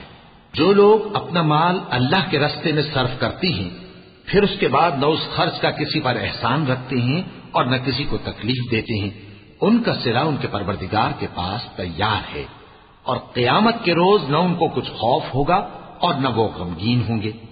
جس خیرات کے دینے کے بعد لینے والے کو ایذا دی جائے اس سے تو نرم بات کہہ دینی اور درگزر کرنا بہتر ہے، اور اللہ بے نیاز ہے، بردبار ہے۔ مومنوں اپنے صدقات و خیرات احسان رکھنے اور ایذا دینے سے اس شخص کی طرح برباد نہ کر دینا جو لوگوں کو دکھاوے کے لیے مال خرچ کرتا ہے اور اللہ اور روز آخر پر ایمان نہیں رکھتا، تو اس کے مال کی مثال اس چٹان کی سی ہے جس پر تھوڑی سی مٹی پڑی ہو اور اس پر زور کا مے برس کر اسے صاف کر ڈالے۔ اسی طرح یہ ریاکار لوگ اپنے اعمال کا کچھ بھی صلہ حاصل نہیں کر سکیں گے، اور اللہ ایسے ناشکروں کو ہدایت نہیں دیا کرتا۔ اور جو لوگ اللہ کی خوشنودی حاصل کرنے کے لیے اور خلوص نیت سے اپنا مال خرچ کرتے ہیں ان کی مثال ایک باغ کی سی ہے جو اونچی جگہ پر واقع ہو، جب اس پر زور کا مے پڑے تو دگنا پھل لائے، پھر اگر مے نہ بھی پڑے تو خیر پھوار ہی صحیح، اور اللہ تمہارے کاموں کو دیکھ رہا ہے۔ بھلا تم میں کوئی یہ چاہتا ہے کہ اس کا کھجوروں اور انگوروں کا باغ ہو جس میں نہریں بہ رہی ہوں اور اس میں اس کے لیے ہر قسم کے میوے موجود ہوں اور اسے بڑھاپا آ پکڑے اور اس کے ننھے ننھے بچے بھی ہوں تو ناگہاں اس باغ پر آگ کا بھرا ہوا بگولا چلے پس وہ جل جائے۔ اس طرح اللہ تم سے اپنی آیتیں کھول کھول کر بیان فرماتا ہے تاکہ تم سوچو اور سمجھو۔ مومنو جو پاکیزہ اور عمدہ مال تم کماتے ہو اور جو چیزیں ہم تمہارے لیے زمین سے نکالتے ہیں ان میں سے اللہ کی راہ میں بھی خرچ کرو، اور بری اور ناپاک چیزیں دینے کا قصد نہ کرنا کہ اگر وہ چیزیں تمہیں دی جائیں تو بجز اس کے کہ لیتے وقت آنکھیں بند کر لو، ان کو کبھی نہ لو۔ اور جان رکھو کہ اللہ بے نیاز ہے، خوبیوں والا ہے۔ شیطان تمہیں تنگ دستی کا خوف دلاتا اور بے حیائی کے کام کرنے کو کہتا ہے، اور اللہ تم سے اپنی بخشش اور رحمت کا وعدہ کرتا ہے، اور اللہ کشائش والا ہے، سب کچھ جاننے والا ہے۔ وہ جس کو چاہتا ہے دانائی بخشتا ہے، اور جس کو دانائی ملی بے شک اس کو بڑی نعمت ملی۔ اور نصیحت تو وہی لوگ قبول کرتے ہیں جو عقل مند ہیں۔ اور تم اللہ کی راہ میں جس طرح کا خرچ کرو یا کوئی نذر مانو، اللہ اس کو جانتا ہے، اور ظالموں کا کوئی مددگار نہ ہوگا۔ اگر تم خیرات ظاہر کر کے دو تو وہ بھی خوب ہے، اور اگر پوشیدہ دو اور دو بھی ضرورت مندوں کو تو یہ تمہارے لیے بہتر ہے، اور اس طرح کا دینا تمہارے گناہوں کو بھی دور کرے گا، اور اللہ کو تمہارے سب کاموں کی خبر ہے۔ اے نبی صلی اللہ علیہ وآلہ وسلم، تم ان لوگوں کی ہدایت کے ذمہ دار نہیں ہو، بلکہ اللہ ہی جس کو چاہتا ہے ہدایت بخشتا ہے۔ اور مومنو، تم جو مال خرچ کرو گے تو اس کا فائدہ تمہیں کو ہے، اور تم تو جو خرچ کرو گے اللہ کی خوشنودی کے لیے کرو گے، اور جو مال تم خرچ کرو گے وہ تمہیں پورا پورا دے دیا جائے گا، اور تمہارا کچھ نقصان نہیں کیا جائے گا۔ اور ہاں، تم جو خرچ کرو گے تو ان حاجت مندوں کے لیے جو اللہ کی راہ میں رکے بیٹھے ہیں اور ملک میں کسی طرف جانے کی طاقت نہیں رکھتے اور مانگنے سے آر رکھتے ہیں، یہاں تک کہ نہ مانگنے کی وجہ سے ناواقف شخص ان کو تونگر خیال کرتا ہے، اور تم قیافے سے ان کو صاف پہچان لو کہ حاجت مند ہیں، اور شرم کے سبب لوگوں سے منہ پھوڑ کر اور لپٹ کر نہیں مانگ سکتے۔ اور تم جو مال خرچ کرو گے کچھ شک نہیں کہ اللہ اس کو جانتا ہے۔ جو لوگ اپنا مال رات اور دن اور پوشیدہ اور ظاہر اللہ کی راہ میں خرچ کرتے رہتے ہیں، ان کا صلہ ان کے پروردگار کے پاس ہے، اور ان کو قیامت کے دن نہ کسی طرح کا خوف ہوگا اور نہ غم۔ جو لوگ سود کھاتے ہیں وہ قبروں سے اس طرح حواس باختہ اٹھیں گے جیسے کسی کو جن نے لپٹ کر دیوانہ بنا دیا ہو، یہ اس لیے کہ وہ کہتے ہیں کہ سودا بیچنا بھی تو نفع کے لحاظ سے ویسا ہی ہے جیسے سود لینا، حالانکہ سودے کو اللہ نے حلال کیا ہے اور سود کو حرام۔ تو جس شخص کے پاس اللہ کی نصیحت پہنچی اور وہ سود لینے سے باز آ گیا تو جو پہلے ہو چکا وہ اس کا، اور قیامت میں اس کا معاملہ اللہ کے سپرد۔ اور جو پھر لینے لگا تو ایسے لوگ دوزخی ہیں کہ ہمیشہ دوزخ میں جلتے رہیں گے۔ اللہ سود کو نابود یعنی بے برکت کرتا اور خیرات کی برکت کو بڑھاتا ہے، اور اللہ کسی ناشکر گناہگار کو دوست نہیں رکھتا۔ جو لوگ ایمان لائے اور نیک عمل کرتے اور نماز پڑھتے اور زکات دیتے رہے، ان کو ان کے کاموں کا صلہ اللہ کے ہاں ملے گا، اور قیامت کے دن ان کو نہ کچھ خوف ہوگا اور نہ وہ غمناک ہوں گے۔ مومنو، اللہ سے ڈرو، اور اگر ایمان رکھتے ہو تو جتنا سود باقی رہ گیا ہے اس کو چھوڑ دو۔ پھر اگر ایسا نہ کرو گے تو تم اللہ اور اس کے رسول کی طرف سے اعلان جنگ سن لو، اور اگر توبہ کر لو گے اور سود چھوڑ دو گے تو تم کو اپنی اصل رقم لینے کا حق ہے، جس میں نہ اوروں کا نقصان اور نہ تمہارا نقصان۔ اور اگر قرض لینے والا تنگ دست ہو تو اسے کشائش کے حاصل ہونے تک مہلت دو، اور اگر زر قرض بخش دو تو وہ تمہارے لیے زیادہ اچھا ہے، بشرطے کہ سمجھو۔ اور اس دن سے ڈرو جبکہ تم اللہ کے حضور میں لوٹ کر جاؤ گے، اور ہر شخص اپنے اعمال کا پورا پورا بدلہ پائے گا اور کسی کو کچھ نقصان نہ ہوگا۔ مومنو، جب تم آپس میں کسی میعاد معین کے لیے قرض کا معاملہ کرنے لگو تو اس کو لکھ لیا کرو، اور لکھنے والا تم میں کسی کا نقصان نہ کرے بلکہ انصاف سے لکھے۔ نیز لکھنے والا جیسا اللہ نے اسے سکھایا ہے لکھنے سے انکار بھی نہ کرے اور دستاویز لکھ دے، اور جو شخص قرض لے وہی دستاویز کا مضمون بول کر لکھوائے، اور اللہ سے کہ اس کا مالک ہے خوف کرے، اور زر قرض میں سے کچھ کم نہ لکھوائے۔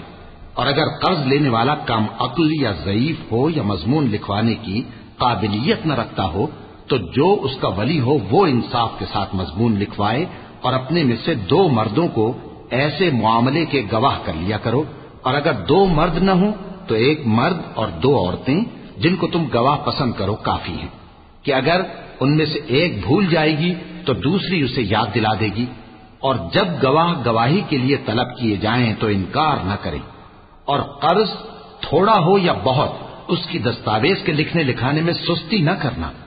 یہ بات اللہ کے نزدیک نہایت قرین انصاف ہے اور شہادت کے لیے بھی یہ بہت درست طریقہ ہے. اس سے تم کو کسی طرح کا شک و شبہ بھی نہیں پڑے گا. ہاں اگر سودا دست بدست ہو جو تم آپس میں لیتے دیتے ہو تو اگر ایسے معاملے کے دستاویز نہ لکھو تو تم پر کچھ گناہ نہیں. اور جب خرید و فروخت کیا کرو مثلا زمین جائیداد کی تو بھی گواہ کر لیا کرو. اور کاتب دستاویز اور گواہ معاملہ کرنے والوں کا کسی طرح کا نقصان نہ کریں. اگر تم لوگ ایسا کرو تو یہ تمہارے لیے گناہ کی بات ہے. اور اللہ سے ڈرو اور دیکھو کہ وہ تم کو کیسی مفید باتیں سکھاتا ہے اور اللہ ہر چیز سے واقف ہے. اور اگر تم سفر پر ہو اور دستاویز لکھنے والا نہ مل سکے تو کوئی چیز رہن با قبضہ رکھ کر قرض لے لو. اور اگر تم میں سے کوئی دوسرے کو امین سمجھے یعنی رہن کے بغیر قرض دے دے تو امانت دار کو چاہیے کہ صاحب امانت کی امانت ادا کر دے. اور اللہ سے جو اس کا پروردگار ہے ڈرے. اور دیکھنا شہادت کو مت چھپانا. جو اس کو چھپائے گا وہ دل کا گناہگار ہوگا. اور اللہ تمہارے سب کاموں سے واقف ہے. جو کچھ آسمانوں میں اور جو کچھ زمین میں ہے سب اللہ ہی کا ہے. تم اپنے دلوں کی بات کو ظاہر کرو گے تو اور چھپاؤ گے تو اللہ تم سے اس کا حساب لے گا. پھر وہ جسے چاہے مغفرت کرے اور جسے چاہے عذاب دے. اور اللہ ہر چیز پر قادر ہے. رسول اللہ صلی اللہ علیہ وآلہ وسلم اس کتاب پر جو ان کے پروردگار کی طرف سے ان پر نازل ہوئی ایمان رکھتے ہیں. اور مومن بھی سب اللہ پر اور اس کے فرشتوں پر اور اس کی کتابوں پر اور اس کے پیغمبروں پر ایمان رکھتے ہیں اور کہتے ہیں کہ ہم اس کے پیغمبروں سے کسی میں کچھ فرق نہیں کرتے. اور وہ اللہ سے عرض کرتے ہیں کہ ہم نے تیرا حکم سنا اور قبول کیا. اے پروردگار ہم تیری بخشش مانگتے ہیں اور تیری ہی طرف لوٹ کر جانا ہے. اللہ کسی شخص کو اس کی طاقت سے زیادہ کا ذمہ دار نہیں بناتا. اچھے کام کرے گا تو اس کو ان کا فائدہ ملے گا, برے کرے گا تو اسے ان کا نقصان پہنچے گا. اے پروردگار اگر ہم سے بھول یا چوک ہو گئی ہو تو ہم سے مواخذہ نہ کیجو.